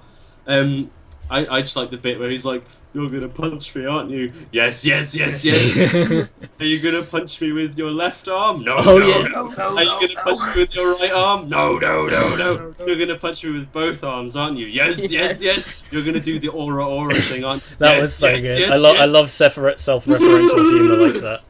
And I also want to say that bloody racing game. That was proper, like, stupidly hard with how they did it. It's like, you've got to memorise the turns by timing, and you've got to wait for the rocket to happen, and it's like... Bear in mind, when is this set? It's like late 80s. This is about 92 at this point. So Weird Al Yankovic, did he make Eat It before then? Because I'm pretty sure he didn't. Yeah, that was out before then. Was it? Weird Al's been around for ages. Oh, Eat It. I'm sure that's... He finished around 92, so... Yeah, Looking this up. Continue. Yeah, games really old song. Yeah, games weren't that good in 92. They weren't that involved in 92, at least. But I mean, I think the thing is, like, it F-Zero was out then. Yeah, I know, but like, did F-Zero have the whole thing where it's like you could spin the controller to make you spin, and you have your power levels. You got to know exactly where all this stuff is. Can you go off the track and land further? Otherwise, it would just be them going. You know, I'm like, it's I'm true. like 20 years off in my estimations of when that song came out. It came out before I was alive. So. But like the thing is though, that game basically seems like the racing equivalent of I Want to Be the Guy. The game seems like it's trying to fuck you over. Kakyoin is the master of it. Yeah, he is, man. And before we move on, I would just like to say, that's a baseball. Oh, that's a baseball. And now we move on to what is also the coolest blimmin' name of the episodes, the Miasma of the Void, Vanilla Ice. Oh. Sorry, Cool Ice. Oh, I'm sorry. Vanilla Ice. This is the you missed out Kenny G. Oh, does he happen at the end of that other episode? Or is it at the start of He's this the one? start, right at the start. He dies right at the start. It's just like, hey, he's there. Because Iggy's just like, pff, dead. He actually has a really important stand for because his stand is an illusion. Yeah. So he created where they play the video games. Yeah. That whole beach area, that was all him. And he basically, I think he kind of hides the mansion as well, so he's quite important. So he just wanted the much landscape. combat strength. He As a just gets 48, found instantly. Oh my god. Yeah, man. So this is where people just start dropping like fucking flies. Avdol went super quick. Yeah, I think it was straight that away. was. I think when Avdol dies, they do it in a way where it just didn't seem that impactful because of how sudden it was. Yeah, Like, I I said guess- the same thing. Yeah. Yeah. But it makes you question: is he really dead? Like he lost his arms, sure. Yeah, I but he's thought that lost because I was Yeah. like, he's done this before. Yeah, Avdol. I trust Avdol. You're a bit more resilient than you. You can survive a bullet to the head, so you can say, "Well, you know how before I tilted my head back and tucked myself down, and it grazed me. Well, this time I tucked my arms in." I just want to say, I've seen the comments about when it takes place. I'm talking about when it was released. That's what I mean. Oh, When I say 92, that's when it was released in Shonen Jump. I thought you were talking about when the thing took place, and I was like, yeah, fair enough, you know. What was I gonna say? Yeah, I feel like Abdul's death was kind of.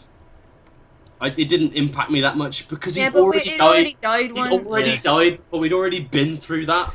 Yeah. Maybe that's why they were like, right, we're just gonna kill Avdol off real super quick, get it over with. He gets to go first. And it was pretty cool how they did it, where in basically how they have that conversation, and it's just like, you look after yourself, and then you don't do it. But then they reveal it later that it's like, he had to do that, otherwise they both would have died. Yeah. Which was... It's a noble pretty cool. sacrifice, Man. First thing I want to say about the Vanilla Ice fight, the sound design was so fucking good. The sound effects they used for that thing where it smashes into stuff was just, it was perfect. I loved it. That's what I was worried about at the start. It's on par with the world. So I love the sound effects that were made with the world as well. Yeah. Because those sort of sounds, like, it's hard to sort of, I guess, picture how you're going to do it, like what kind of sound you would choose for this, and that's just like, it was just spot on. Because for them, there's no sound at all. Yeah. He just appears. So, yeah, he needs some kind of indication for us, and I thought that was really good. I did it. Yeah, it was really good. But yeah, just the whole thing, that fight was just brutal. Once again, it was just brutal. And Iggy. Man, we lost two of the 6 in this fight. I know. Yeah. And Man, the actual kind of dynamic of the fight itself was proper interesting. With that, like where they do the stuff with the sand clone of Dio, and just how Vanilla Ice acted. Because I think Vanilla Ice more than anyone else, you could just tell that like he didn't seem like he was like sort of scared of Dio or anything like that. Like he was so loyal, straight down the middle. Fucking straight up loved him. That's the like when he freaking just kills himself instantly and Dio brings him back to life. Like that was badass. I was like, well, that was a boring fight. He's already dead. I wonder if part of that as well was because Dio did his whole blood bull crap. Yeah. So could maybe like reinforce his loyalty even more because he's now like bound to him. Yeah. So that when Iggy did that, she went mental. Like that was really horrible as well. We were just like kicking Iggy against. Yeah, that was so hard to watch. I was like, oh god. Like if that was a person, fair enough. I'm just like, Iggy. it's just the thing is like, I know this is a stand user dog, but that's a tiny little dog. Yeah, stop kicking him. Like any one of those kicks would kill him. You should know at this point, Araki hates dogs. Yeah, he does. Jeez. What was his name in frickin' Phantom Blood that got furnace? Oh, Danny. Oh, Danny. Danny. Poor Danny. May he rest in peace. And then you got, was it Chibi and Butchie? Chibi and Butchie. Oh yeah. They My just dogs got died in they this. got minced under a God, fence. it just reminded me of how annoying that kid's voice was. Chibi, Butchie, Chibi, Butchie. And it's like, oh yeah. But yeah, this fight more than anything else just made me sad because everyone, like, it was awesome, it was so good, but everyone was dying, and we thought that Polnareff was gonna die. I didn't, because he was in the thumbnail for the next episode. Thanks, Crunchyroll. Love you. Like when they actually like see him plow through it, I was like, he's dead, right? Like, I thought he died and I knew. Yeah. I knew he was Because like you straight up see him get absorbed by it, and you don't just assume.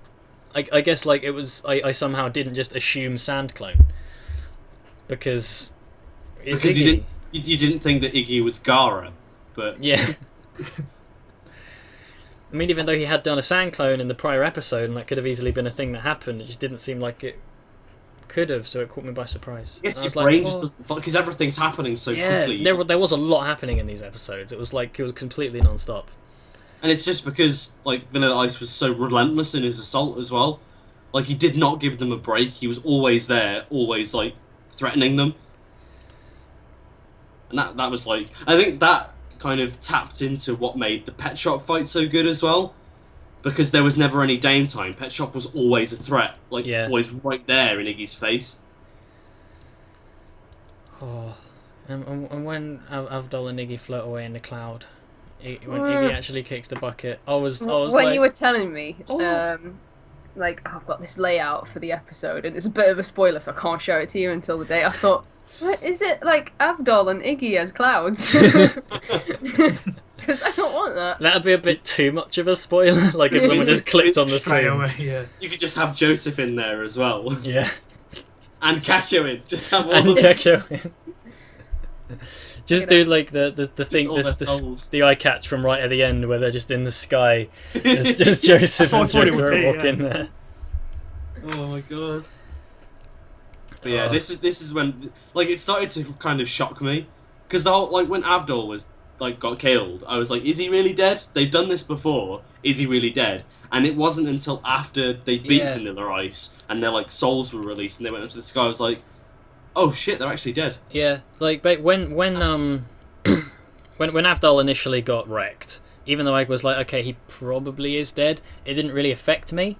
Yeah. But then when they show his soul drifting off, that's when I was like, okay, it's the finality of it, isn't it? It's basically that they had my emotions in pieces because of Iggy, and then I'm just like, Avdol is now on top of this, and I was just like, yeah. By the way, he is actually dead. Like, have no more magician's reddo. No more of that. Magician's red. Why did you never mention the Stans candle thing before? This is the thing. Oh, it's like a candelabra. Yeah, and surely that would have been useful when they were like, we think there's someone following us who might be a stand user. Right, so Magician's red power is fire, yeah? So, like, if he was going to get into, like, a straight-up fight with someone, they'd be able to have, like, this crazy awesome fight. Like, imagine someone with similar powers to Pet Shop. Yeah. They'd be able to have, like, an insane, like, Dragon Ball level of just, like, blow everything up, just wreck each other's faces. He didn't get that. Yeah, like, I think it's because I hear Avdol Pet Shop is a 7-3 matchup in Avdol's favour. No, Pet Shop's always 10-0. No one beats Pet Shop. I've heard he's broken the games because he can fly. Shoutouts to Drew. Drew does. Yeah, Drew does. Like, he's the reason I know about that. I love that average Mariah mirror match. Now that I've seen the video that you put up. Now I've seen the show. If you thought Alaf was annoying, check out her in the game. That's all she does.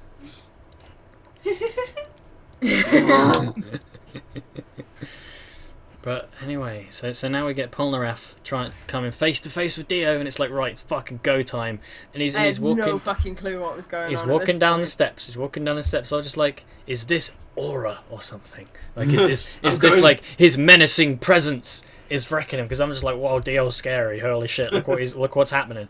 But no, and then when you think about it, once you know what he's actually doing, that's so funny. He's just carrying him down, and he's just going back up there, and it's like it's just like he's Dio, such a troll. Exactly, he's such a massive troll, and that is so funny. And that's what made me kind of sad towards the end of the fight when he started to lose his composure. Yeah, I was like, because he was so funny and like he was menacing, but also hilarious at the same time.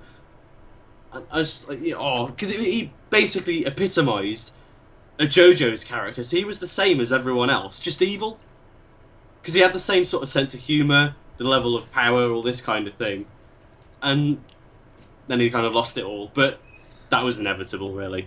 Yeah. Yeah, I think my main problems with these episodes were the fact that I still don't like Dio. Like, yeah, it's just I mentioned this in episode 2 of OKKO Anime Club, which all the was way way back. I just don't like Dio as a villain. I don't think he's that good as a villain. Yeah, Like, I get that. Like, the only reason I thought it was super interesting this time was because he had Jonathan's body. They don't really And go then into that turned out to be sort of like really anticlimactic a bit. Like, I don't know. I'm kind of the same. I'm sorry, Sean. I feel like you're just going. Oh no, it was alright. One thing that I was expecting I'm not a big that fan. surprised me that it didn't happen was when he faces off against Joseph, and Joseph's all like, "It's all right, I got the ripple. I'll do something with the ripple now after however long." Yeah. Part of me was expecting for Dio to just be like, "You know whose body this is, right? Hamon." If Dio used Hamon, he'd self-destruct. Who gives a doesn't shit? come up. Just kill him. I don't need my arms. They'll grow He just back. like he Do, just like, becomes like- sunlight and just burn to pieces on the spot.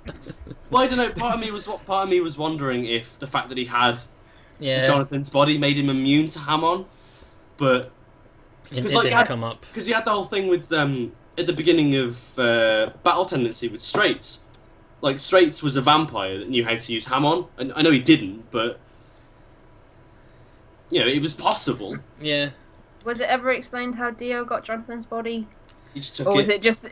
it just like that massive plot hole? Because they found it was the plot. coffin that- Yeah, it was It the was plot hole retcon. Basically, they basically. retconned it, so instead of him like dying, he got the body. Yeah, I think that's kind of it. And then he ended So up why in did they the chest. retcon that in the series then? Because I'm assuming that had been retconned before the 2012 series. I guess for That's- the sake of just being that's a good. faithful adaptation. That's a good point actually. they really should have changed that in the first series to. Because that's one of my biggest gripes with JoJo's is the fact that Because it's obvious that like Araki intended it to be this way now, so I'm surprised he wouldn't have just like gone. You should do this in the anime.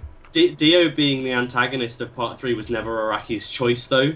Yeah, He was kind of strong-armed into it because of how much people wanted Dio to come back and how popular he ain't he coming was. back after this. yeah. Dio's fucking dead. I think the reason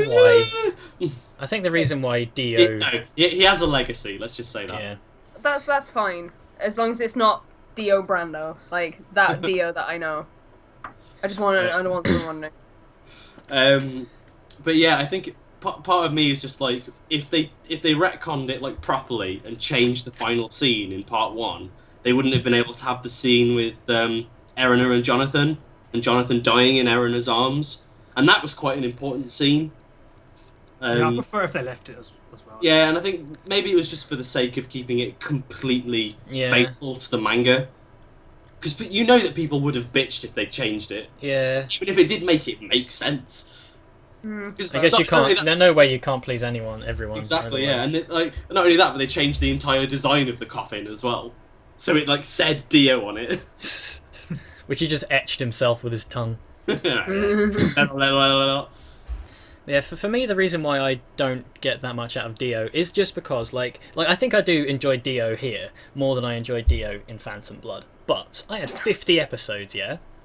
I had 50 episodes where I was like, Dio, yeah, he's gonna be fucking amazing. He sort of slightly shows his face at a couple of points here and there, but it's these 4 episodes and that's it pretty much. I was expecting this because I didn't know that the Egyptian god stand users were even a thing. Yeah. So I was expecting this series to basically be, here's Iggy, they're fighting Dio now. Yeah, because just think about, again, why I fucking love Battle Tendency so much, because the Pillar Men are there, right at the beginning. They are these antagonists they are working to defeat, all the way through the show. Whereas here, Dio's off in the horizon, they're going to get to him eventually, after they've beaten leagues of minions. So when they get to Dio, and he's really cool when he's like, when he's sort of introduced and stuff, but then when he starts showing weakness and stuff, it's just like, It was still awesome. I still loved it, but... James said something really good in chat, and I want to bring it up. Yeah. The opening, when it changed, when the world was there. I thought we were going to wait for that, but... I don't even care. That was so fucking cool. I told you, right? That was my favourite part of the show. It was so good. The thing about that, for me, is I was skipping that opening. Like, I was fast-forwarding through the opening, and then it stopped, like... because the thing about Crunchyroll is it skips in sections. Yeah. So I saw a flash of the frame, which was Jotaro and Dio, and I was like, "Whoa, what is that?" Went all the way back to the beginning, and watched the whole thing again. Yeah. I was like, "What is that?" That was like, I've never seen that done in an opening before. Like, I've seen them change things up. I love what they have continued to do with JoJo's, where they add all the cool sound effects at the end, but then just add a little thing like that, a little narrative portion to the opening that really and it's so like in flavour. Done it twice as well. Yeah. Like, the last episode they added even more. Yeah. Really The thing that I like the most as well is obviously you have that one little credit, in front of Jotaro's face, and that moves with him. Yeah. And it's there throughout the entire scene. You can just see it in front of his face, this little piece of writing, and then it goes straight back in. So good. Who did... It wasn't David Production that did the opening sequences. I want to know who did it, because... I don't remember who did it. Every single one of them. Yeah, they're badass. Like, there were some people that really hate the fact that the openings are CG, and I don't know why, because it just works. It just works. I love it. But anyway... By the way, you couldn't... Like, they didn't fix the thing where the openings are still really spoiler heavy. They're really spoilery. Because when you see the end, now you guys have figured it out, and you watch the first opening again, you'll be like, wow. Yeah. I'll never forgive them for doing the in Battle Tendency where oh yeah, that's not that bad. That's the worst one. Where he ties the Caesar's headband around him, and I'm like, what the fuck? Yeah. Because I think there's a bit where it's showing all the silhouettes of the characters. I remember it showing like a silhouette of KAKYO in, and like the last bit before it goes to something else, you see a fist go towards his chest. Yeah. I was like, Oh. But okay, the fight itself. Got the chasey bit at the start, where they're sort of figuring stuff out. Then the first sort of like... Actually, no. First I want to frickin' mention the frickin' little vampire. Oh, Saku. Because, like, he showed up, and, like, he did his thing. They did his little opening monologue, and it's like, I was just like, are you fucking joking? Did you see the fight that just happened for Vanilla Ice? You can't just throw another stand user at me now before Dio. Thankfully, he just gets taken care of instantly. He wasn't even a stand user. He wasn't just a stand ghoul, user, wasn't like, he? So. Yeah. I was just like, you can't throw another arc against another little dude at me now, please. And they didn't, which I was very thankful for. That was one of the coolest lines, though. Where like, oh, you guys are my friends, right? And then he punches him right in the face. Yep. Yeah, we're friends. Friends of justice. Yeah. Yes! Oh, so good. Yeah, the sort of... So the main big thing that actually happens in the fight is the stuff where KAKYO is being a right badass. He's like, I've got my emerald splash frickin' net thing. And it's like... I have you right where I want you. And it's like, oh shit, KAKYO's dead. He's like, nope. When they had that like super short flashback thing about KAKYO at the start, I was like, this is the episode. Yep. Bye, KAKYO. Yep. Bye. Pretty much. Definitely know you're gonna die. If people are asking in chat, I'm pretty sure Nukisaku is just like Japanese for dumbass or something. Oh yeah, I'm pretty sure idiot. it is. He was Japanese for idiot, yeah. Brilliant. That's why he was like, how do you know my name's Nukisaku? And he's like, I just called you an idiot. Yeah, and so I wasn't That's really good to see. particularly sad when Kakyoin died, but I was a little bit sad. I definitely was- felt like good, like so much honor and pride for him because he's like know- he's proper achieved something. Yeah, You know why I and then felt they attacked sad? the clock, and I was like, Yeah. yes, they're gonna work that out. I felt Go on. sad because that's Ray's voice. Yeah, That's Ray from Free. it is. And he died. It always sounds so weird to me when I sort of when I know. every now and then I'll just listen to Kakyoin and I'll be like, oh, that's Ray. Oh god. Yeah. When he was dying, and I was like, no. Oh. I just love. I absolutely adored it where he shot the last emerald at the clock, and that's the moment where I started to think a bit less of Dio, because Dio, really, with how sort of intelligent and worldly he is, should have known, like because he basically was just like, oh, it was a shot he missed. I thought he would have instantly been like, okay, he's trying to signal my stand or something, Yeah. but it doesn't matter. But I suppose that kind of that pulls into what Dio's kind of Achilles heel has always been, and that's that Arrogance. he's really arrogant. Yeah. Mm. One thing I really did like was because in the manga and in the OVA as well, it's just a straight scene. Dio stops time, he goes towards him, but in this they've shown it in kind of like real time. Yeah. Mhm. So he just stops, then Kakyoin's just fucking decimated, and then later it goes back to show what he actually Yeah. did. Okay, so in the manga Yeah. they're not actually In the showing manga, yeah, that. just straight. That's really cool because that gives you, as the viewer, an additional a bit of time to basically try and figure it out on your own Yeah. before they actually. And it's awesome to show you actually what the effect is on people who haven't had their time stopped, because from there on, it's all done in the world of stop time. Yeah.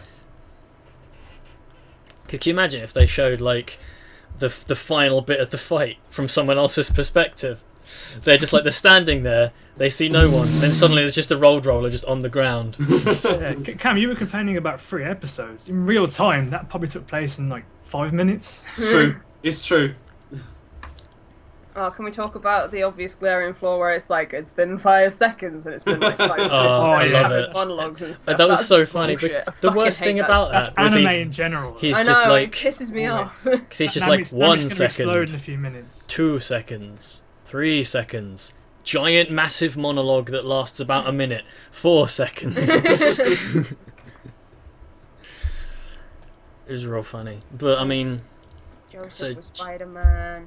yeah, He was. Joseph was really cool. I just like when I thought that Dio would kill Joseph, I was like, you can't do this, man. yeah, You cannot. He was the protagonist once upon a time. He was our main character. We loved this guy. Like, Joseph, to me, was like the one guy that I like more than any other character in this entire thing, just simply because of the amount of time that we've spent with him. yeah. An entire generation. And he just stabbed him in the neck. Bye. They're just not allowed to kill Joseph. Yeah. He's fucking Joseph. I was like done at that point. I was like, I'm not watching any more of this show. Like, this is bullshit. They can't kill Joseph because I'm pretty sure they need him in part And 4. I just love how they did the other stuff in the scene. So like it stops time, but all these other yeah. people are like biting on knives and stabbing themselves and stuff. Oh god, we haven't mentioned Wilson Phillips. Seeing in the chat. Oh, the senator. The senator, the Wilson Phillips. champion Oh, of his yeah. wrestling team. The I have a question actually. beautiful since you've wife. read the manga, does it show him like plowing through the Yeah, that's pavement? that's one thing I was going to mention because in both the manga and the OVA, they shows him plowing through a ton of people on the sidewalk. Yet in the anime, it was cut and then just Okay. there's this blood on the windshield, and I was That's like, really Because strange. I don't know yes. if that made it a little bit more intense for me because it leaves it more to the imagination. Yeah. And you're like, that's I'm- what I'm curious to see on the Blu-ray. If Yeah, they included a maybe scene the. like that. I could imagine because it's only going to be like a tiny little like 5-10 second clip or something. They could easily have just not put it on the Oh telly no, for the sake of it. he goes. It's a few pages. He plows through these people. Well, they could easily convert a few pages to not very much actual anime time, I guess, if they were able to cut it out Because completely. it just cuts straight back and there's blood on the car and he's just gone insane. You'll I spare thought me there now. was won't you? something there You'll that I spare was me. like, Yeah, I thought the same. this Okay, not alright. so now we have Jotaro learning things and the reveal of Jotaro's of Star Platinum and the world being the same. How do people react to that? before that, can we just say the bit with the magnets? Yeah. The whole bluff, the double bluff with the magnets. Yeah, what I loved about that was so Joseph. Yeah. That was the kind of thing Joseph would have done in Battle Tendency. And, the thing that did get me though was surely if I was Dio and I saw that shit, I would just kill him straight away. Yeah. If he's learning how to move in stop time, he needs to die right now. I'm not going to spend 5 seconds or 5 minutes or whatever it is. Well, I'm assuming he was cautious because he was like, okay, he can move. If I get close to him, is he going to batter me? I suppose, but then like if he's twitching like that and like giving away that he can move, to me that says he's trying to move but he can't. Yeah. If he was bluffing, if he was doing that to try and lure me in, then surely he wouldn't move at all and wait for me to come and finish you off. I guess so. But I think it's because like he just assumed he was on the same level as him. Yeah. I think it was, again, it's like his arrogance and everything. Yeah. Him just going, that's a massive shot to his ego that someone else is capable of doing this magical time-stopping gimmick. Yeah, it's my time. I'll do that. You can't see me, my time is now. yeah, that was just I liked it, and part of the reason why I liked it as well was just the fact that it kind of makes sense that they're similar, because obviously it's Jonathan Joestar's body. So obviously, like that, it definitely makes sense that they are because that's like, for example, if Dio didn't have Jonathan's body and he had it, that would have been dumb. But him having Jonathan's body and like his great grandson, whatever it is at that point. But I guess that sort of, I'm sure it gets revealed as you say, Sean, later on, the origin of stands, and because I was just like thinking, like, does a stand come from the body and the heart and the COKKO, or does it come from the mind? Because I guess it comes from the body, the heart, and the COKKO. Well, it could also come from the mind. I don't know. It comes from the everything. It's a stand. Okay, so the stand came from the body, heart, and the COKKO. The yellow came from the mind. Okay. And the clocks on the hands. Because otherwise it would have been Star Platinum and Star Titanium. But then it wouldn't have been Star World at all. That's true. What was I going to say? Yeah, the thing I liked about this as well is it showed that there was more to Star Platinum than just punching stuff. Yeah. Because, like, I love that. I love the fact that Star Platinum was very simple. Like, he's very precise, and he can punch stuff. So giving him kind of that extra level of, oh yeah, by the way, you can do this too. I was like, okay, that makes sense. Because the majority of other stands are very powerful, and they have bullshit on top of it. Yeah. I guess for me, the only problem I had with their stands being the same was just that from the moment Dio, you see what Dio's ability is. It's just like, right, Jotaro's going to be able to move in that time, because otherwise he can't win. Like, that's the only way he's going to be able to win, because otherwise it would make no sense for him to be able to win. Because, like, Jotaro's, like, brute force and cunning and power and stuff is useless in the face of stopped time. Part of me was expecting it to not be Star Platinum. I was expecting it to just be, like, one of those things which is, it's sheer force of will. Yeah, so, like, I was expecting something like that. The moment that Dio stopped time, Jotaro was thinking, I am going to fucking move when he does that. And then he does. And also, you just think about it like this, like, Dio is proper powerful, but he would get fucking shanked by Bernard from Bernard's Watch. Like, he could stop. I want to see. He just clicks it. Like, he could be like anywhere in the world. Like, obviously, Dio's got his like set time or whatever of moving. He's just got to stay away somewhere, wait for Dio's time to run out, and just run in there and just like throw freaking Sunny D on him. Put his trousers down, embarrass him. just embarrass Dio for the rest of his life. He's like, I'm the king of everything, but my pants keep falling off. This is an extremely obscure reference, and I feel like we should explain it. Oh yeah, okay. Bernard's Watch, is it exclusively an English TV show? It was either English or I think it was one of those shows that was filmed in like New Zealand to be broadcast in the UK. Yeah, it's basically a UK show for kids that aired when we were all children about this kid that has. We're talking like 95. Yeah, that has a stopwatch, and he clicks the stopwatch and it stops time, and various antics happen. Like stuff like he sees someone falling from a building, he stops time, he goes and gets a bouncy castle. Stuff like that. But yeah, he would wreck Dio because he can stop time infinitely. Let's have a look, shall we? I'm looking at the sweet deets on Bernard's watch. You know what? Actually, I'm just gonna. Oh no, you can't do links in chat, can you? Is that your next episode? Bernard's watch. That'd be amazing. We'll do Bernard's Watch. We'll do Demon Head Master. We'll do Grange Hill. Queen's Yeah, Nose. it's a UK only thing. It was wow. it ran on CITV for 79 episodes. Wow. Oh, It ran. Oh god, Cam. Wait, so it's longer than Stardust Crusaders? Yeah. It ran from November 1997 to 2005 in March. That's so people might amazing. know about it. Yeah. Check it Yeah, out. grow up.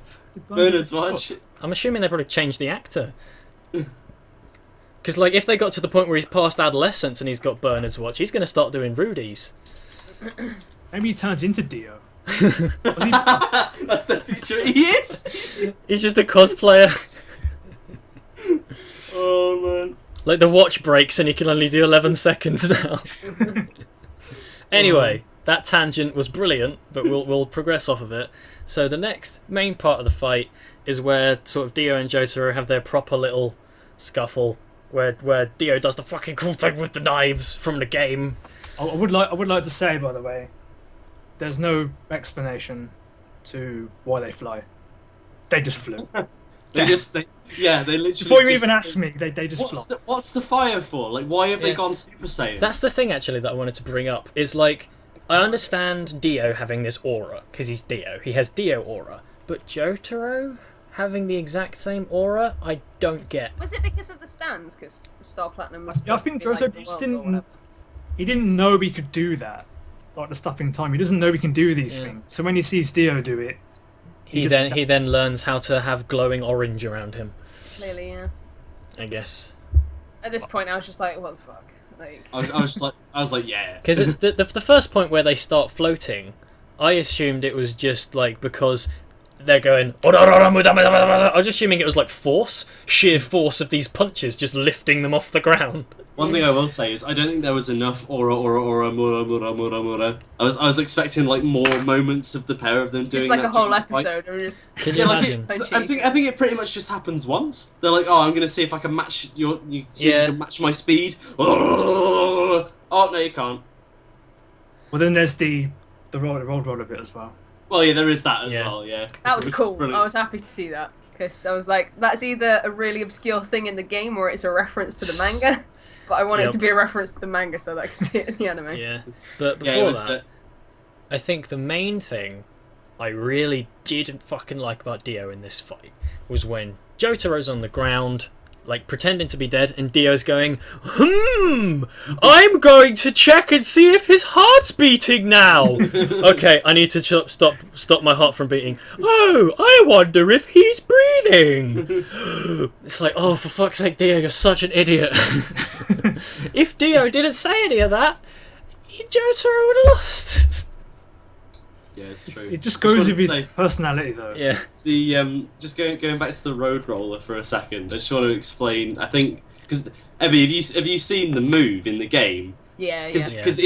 it's so ridiculous how it strings it all together. Because Dio stops time, then he throws the knives. He stops time, then he throws the knives at them, and then he restarts time, hits them, and then he goes at them with the road roller as well. Yeah. Beats up the road roller until it explodes. Trying to explain that special to people who don't know about JoJo's is very yeah. That's the only thing I knew about JoJo's. Yeah, before so going into most JoJo's. Yeah, that's Most people know what about I, roller. that's all I knew about JoJo's before I watched the first season. Yeah. Knives, Or- roller, time. I knew about JoJo's. I knew about that, and I knew just about the fighting game from back when I used to play fighting games a lot. See, before Like, I initially thought JoJo's was a fighting game initially at some point.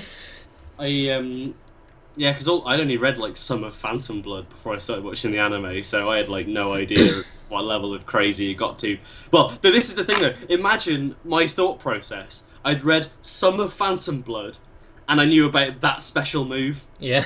My brain was spending all this time going, how the fuck do you get from Phantom Blood to that? So yeah. Okay.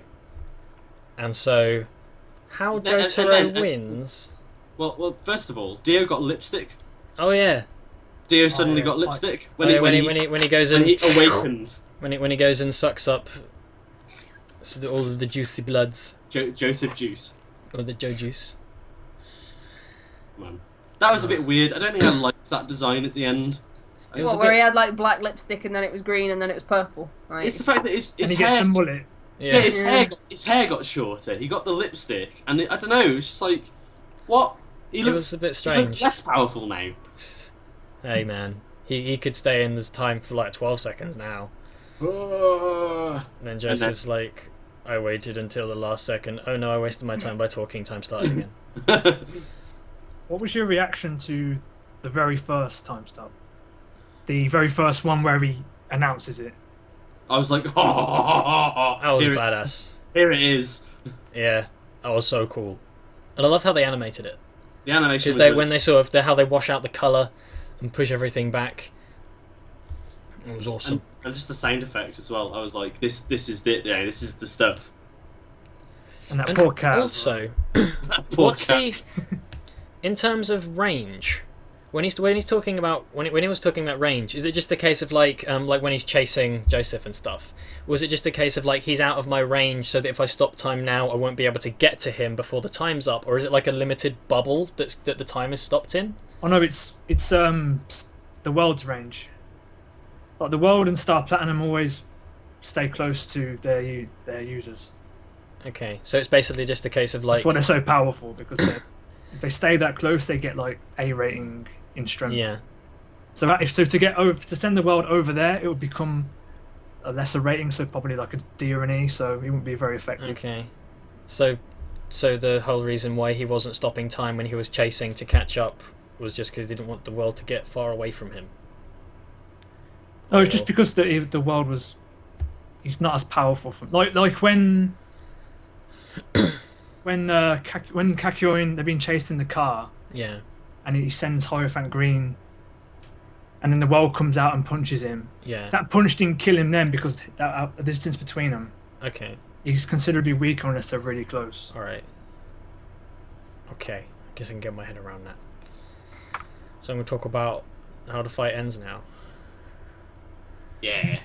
Dio dies. Okay. Yeah. Made his head explode. Sean, does Jotaro use the ripple? No. He punches him in the leg, and that makes him explode.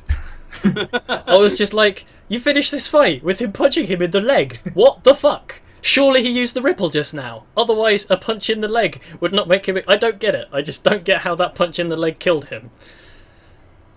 He just puts everything in that punch. But, He just annihilates his. like, if he'd, like, Body. awakened the ripple or something and did that Was- to make it, that wait, would make I mean, sense. he's but- got no training. So. Yeah.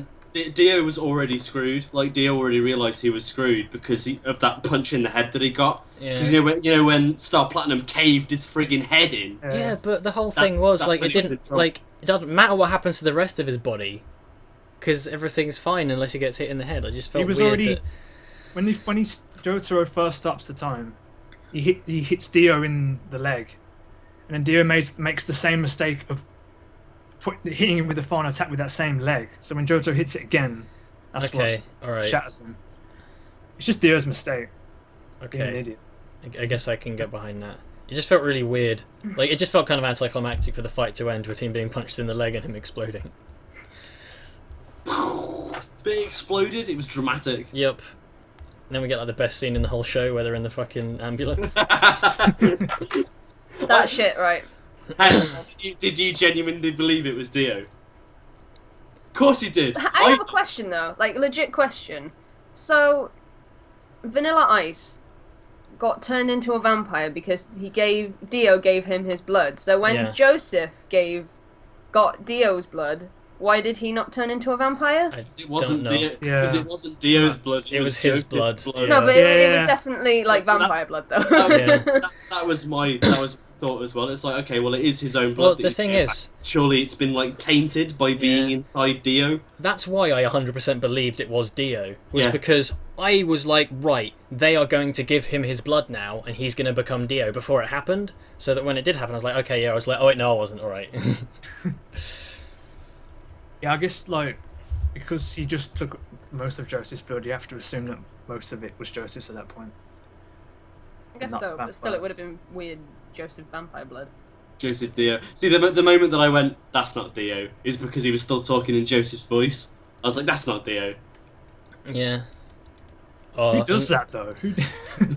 It's Situation. Who Joseph. does That's so Joseph. That's exactly what he would do. He was And like, I- no, it's me. And I love the quiz. Oh, yeah. Oh, There's a really funny picture I saw that has that scene where he's just like, it's got 4 screenshots. One of it like I'm evil, one where Joseph's got the fist out, and the next picture's like the end picture where they're all in the clouds, yeah. and they put Joseph up there. Brilliant. Awesome. Yeah, the quiz is brilliant. Yeah. Oh. They made the thing is though, the one really weird thing about that is they made his soul go away. Like they had Yeah, that bit where that was Joseph's strange. soul Yeah. talks to Jotaro, he like passes on, yet he's still able to come back because he does the crazy blood transfusion. And the doctors are like, it can't happen, it'll never happen, he's been dead for ages, what are you gonna do? And Jotaro's like, just fucking do it. It's just like I can start hearts, mate. I learnt just now. Yeah. They got I was experience happy in. that Joseph came back. Though. Yeah. I had like a suspicion that he wasn't actually like properly dead because they didn't have that little box come up that said that They would he do- died. Oh They would- yeah. That's a good I think point. if they were planning to actually kill him, they would have given him a better send-off than they did, which Yeah. it kind of restored my faith in it. I was like, oh, okay, that's fine. Because Yeah. he's Joseph, you know, Yeah. he's our best mate. They're He's not been allowed. around for like They are They not just allowed to episodes. kill Joseph. I If think they them- just nobbled him off like they did then and then left it, I would have been so pissed off. I like how they even when he dies, when he dies, they maintain the same relationship between Joseph and Jotaro, where Joseph tells him, "Whatever you do, don't get pissed off," and then Jotaro gets pissed off. Yeah. Fuck you all, man. Hence why he wins. Yeah. And I guess the thing is, for me, if Joseph had died, then it just the entire point of the show, which was save Holly, would have felt so broken and empty, because Holly's gonna be alive and she's gonna be like, "Oh, my dad's dead. Brilliant." Because like the point of the show wasn't like, okay, Dio's got this big plot to destroy the world and take over everything. It's Dio's got my mum. Yeah. And that's the entire reason the show's happening. And so all these people that died for the sake of bringing Holly back to life. Obviously, Dio would have done no good once he was fixed and he would go on and try and conquer the world. But that wasn't really mentioned. Like, it was everyone's immediate goal was just saving Holly. So if Joseph had died, as I said, it would I have think made they kind They all of had- like they dropped all- that scenario quite early on. They all had their own reasons. They kind of reiterated it as well, because you Yeah. got like, I mean, Abdul wanted to destroy him because he was evil. Polnareff wanted to avenge his family. Because obviously, like, Dio was responsible for what happened to his sister and stuff like Yeah. that. And then Iggy was just pissed Right. off. Yeah. Like Iggy was the same as Jotaro. He's like, I've been put through a lot of crap because of you. I'm just angry. Yep. Around the halfway point, it just becomes about defeating Dio. Yeah. Or to mention I like guess so. another anime, Dragon Ball. If any- Dragon Ball I Z, have you heard of that? Nah. No, the original reason they go to that planet, the first one, Namek. Namek. Yeah, the original reason they go there is to bring back the 3 idiots who died originally, but then it becomes so much bigger than that. Yeah. That's Well, the the concept. other thing as well is, I think if anyone has like a really weak reasoning for doing what they're doing, it was Kakyoin. Because his only Yeah. real reason for going was just to prove that he wasn't a coward. I think the main, like, in sort of in his little monologue at the end, it was just because, like, he's got friends, Yeah. finally, in his life. He's always been alone, and he just, like, Aw. sort of... It's the camaraderie, which we Kakyoin. mentioned being so good in the series. That's Yeah. what kept him wanting to... Because at the end of the day, he was fighting to save the lives of these friends he's just made. Yeah. Because that's what he cares about. Kakyoin. So, Yeah, and I really, really adored the scene at the end with Polnareff and Jotaro, because like Polnareff, this massive joke. I love it when Polnareff goes serious and Yeah. like goes heartfelt, because it's just like it always so genuine when he's not being a jokester. And so it's like going back to my people and everything like that, and he's just like, if you ever need anything, I'm here for you. And it's just like, oh, Bronareff, he's gonna go find Polnareff land. Clearly. the Polnareff Oh. Foundation. Yeah. And that's the anime. Yeah. Then it seriously just sort of ended. Yep. Holly wakes up and goes, "Oh, they fixed me." I feel much better now. We got some scores to give then. Oh, we've got the. We're like going at like 2 hours. Should we pretty much skip over like visuals and everything? Because we've talked about visuals before. It Soundtrack's looked really the same. nice. Soundtrack It was sounded cool. really good. Well, I was going Frickin' to super duper say, dubstep. I was going to say something very short about the visuals. Yeah.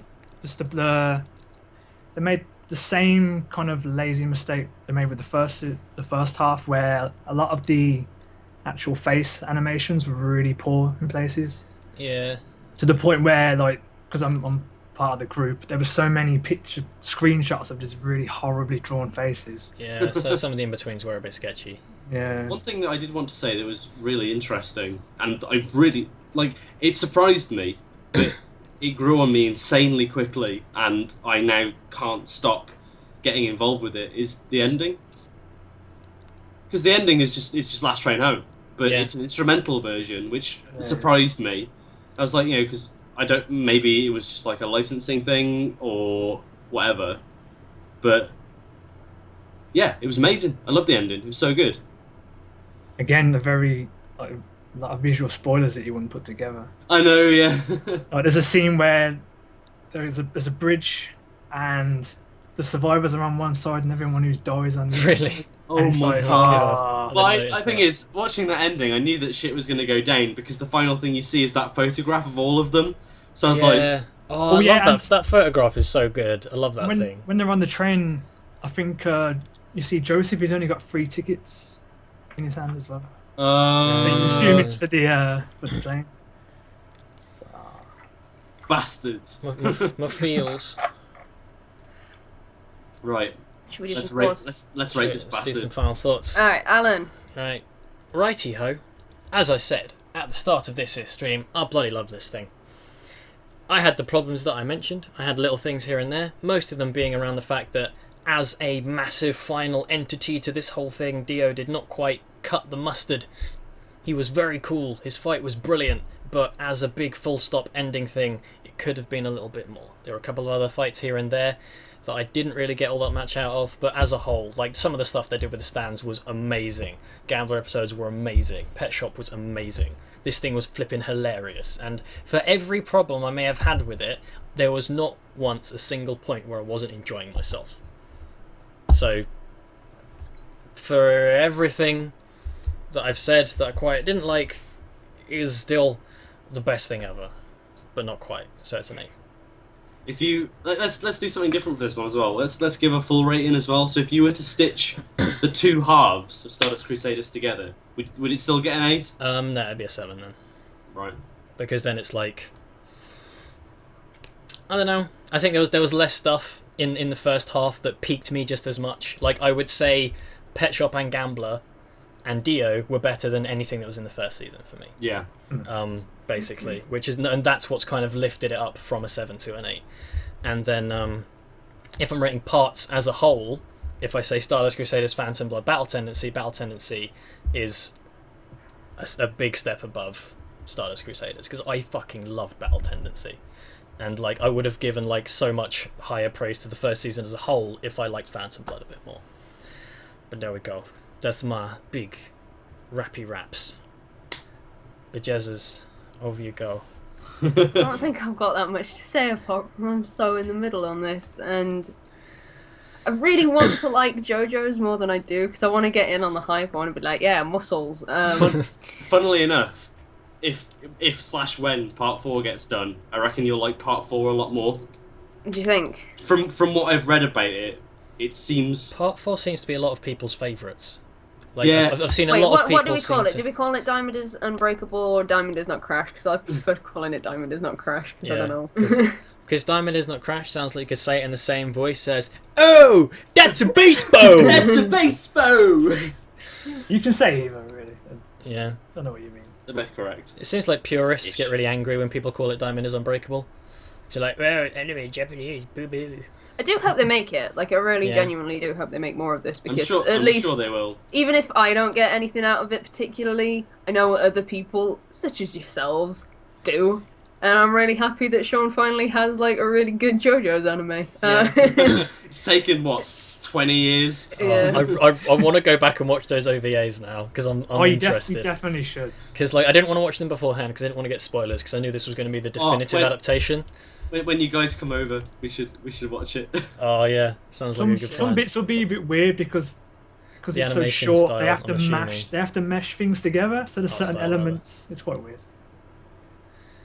Anyway, I just felt like some of it went on a bit too long, and some of it I felt could have been expounded upon, and it wasn't like my favourite way of distributing time. But I think the biggest problem that I have with JoJo's is the way that I watch it every time we do one of these episodes. Is I'm Yeah. like, I don't really feel like watching JoJo, so I have to watch it all in a day. Like, Yeah. I don't enjoy watching JoJo's like that. See, that has the exact opposite effect on me. I marathoned this pretty much Yeah, in 2 days. I watched and I it pretty loved much it. in a day.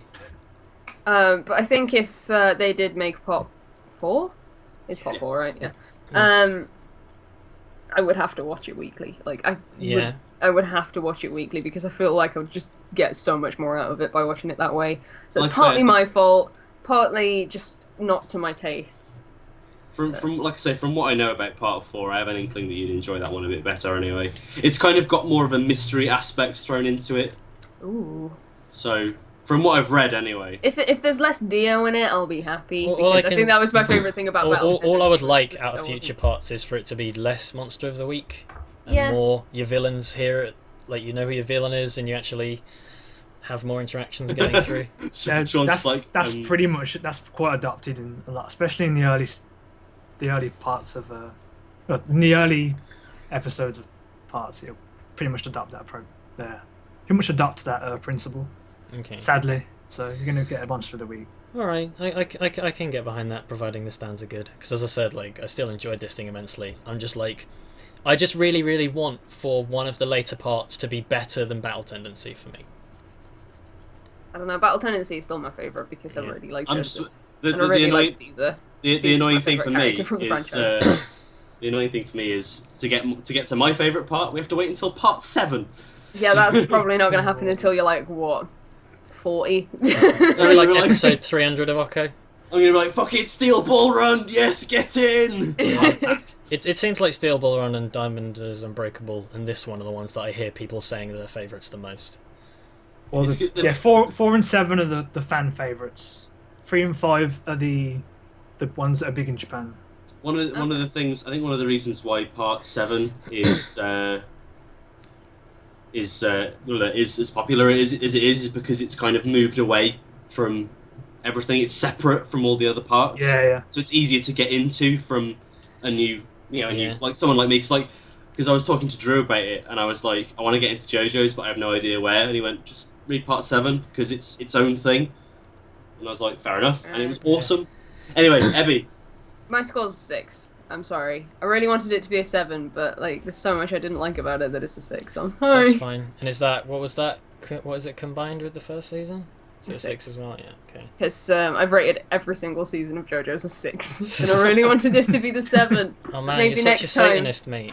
I don't know. Maybe next time. Cam! Ah! Is great. I like JoJo's a lot. It's really good. And this, like, I enjoyed the first part, Stardust Crusaders, but I think we kind of had the whole problem of with it just being Monster of the Week and with it only being the first half, you don't get the payoff. And like I say, the one thing that disappointed me the most about Sorry, one this- second. People in chat, even if they're fake spoilers, please don't post them. Don't want to know anything about anything, okay? Thanks. Anyway, yeah, so what was I saying? Yeah. The one thing that disappoints me about this show is I felt like the payoff for 50 episodes over like a year was a bit weak. Yeah. And I wish they'd made more out of the Dio fight. But in saying that, the ride was incredible. Like, I just can't get over how much fun getting there was. Like, I think that's the problem with me. That's the problem with me as a viewer, is I get so focused on the payoff that I forget the journey. So when I think about it and I look at how far these guys have come and everything that they've done, I'm just like, this show's fucking amazing. Like, all the different things they've done, all the silly things, all the serious stuff, everything they gained, everything they lost.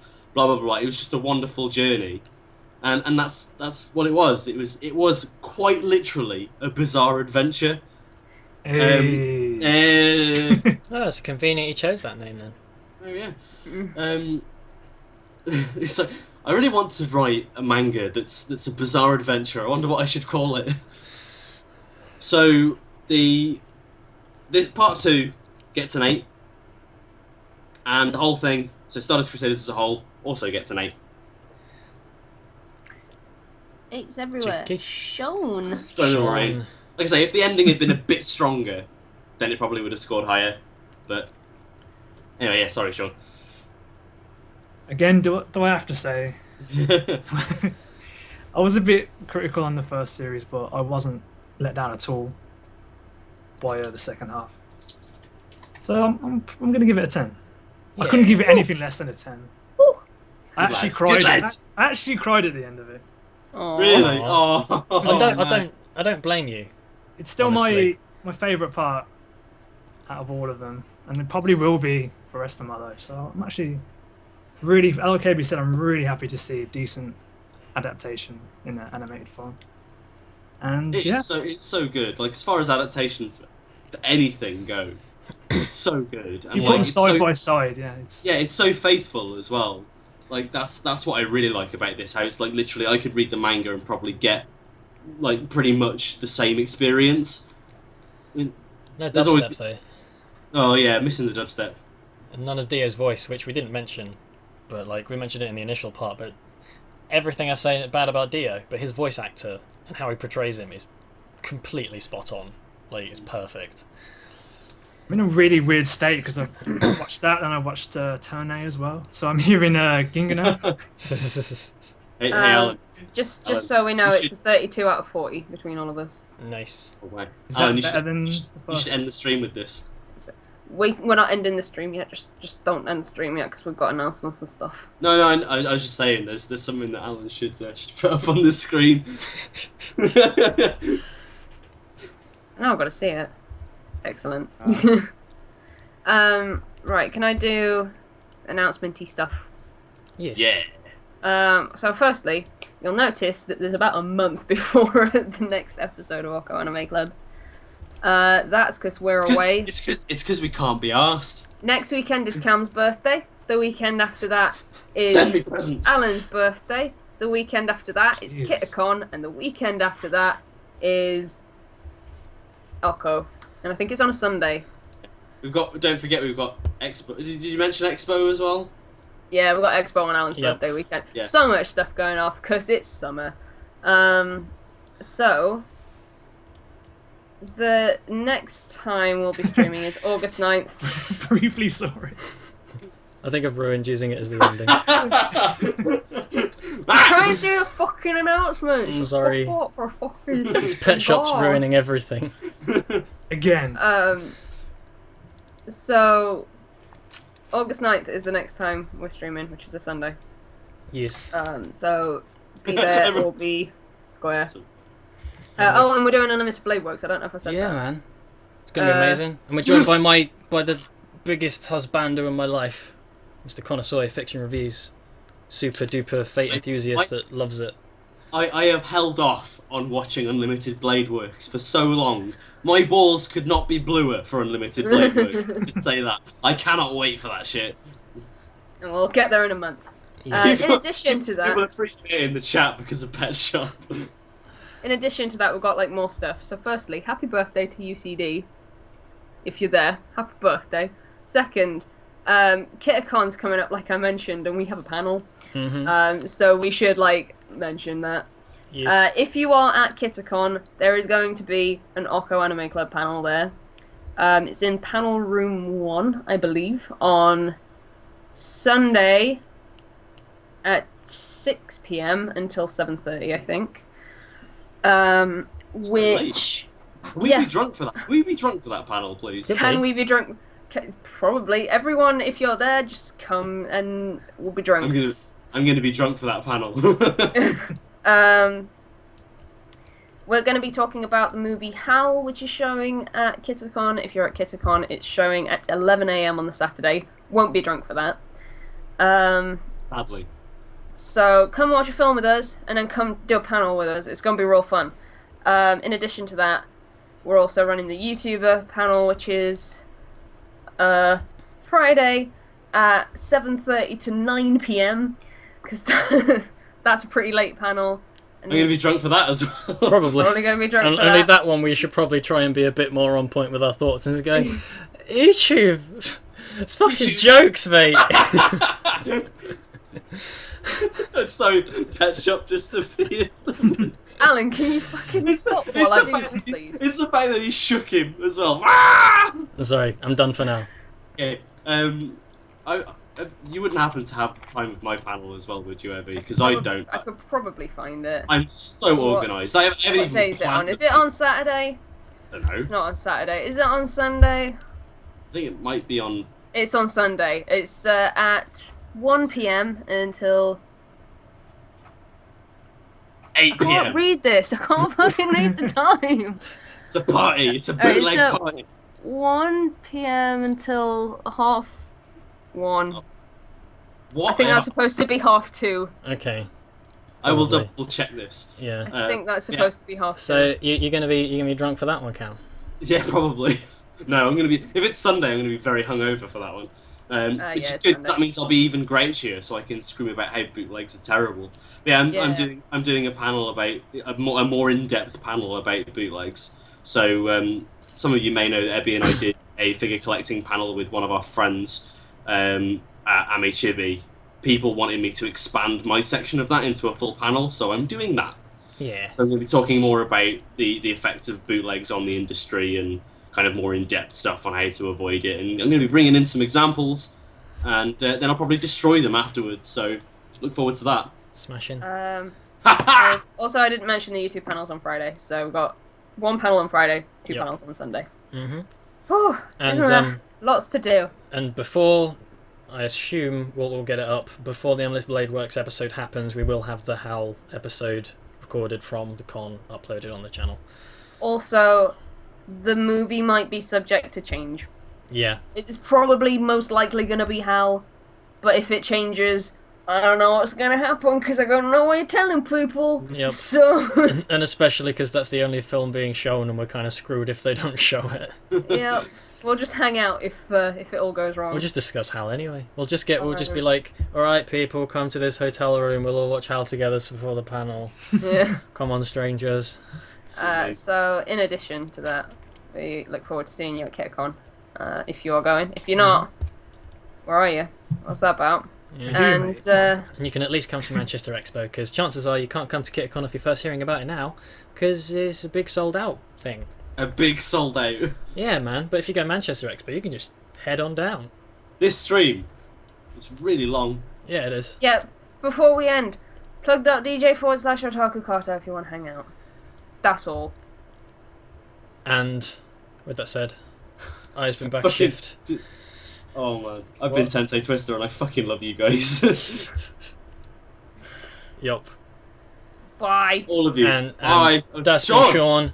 Oh, Sean, go to his channel. Yeah, for go JoJo's subscribe to content. Sean. I'll link it all in the description once this becomes a video. And with that, Zavarudo, the stream Zavarudo. has stopped.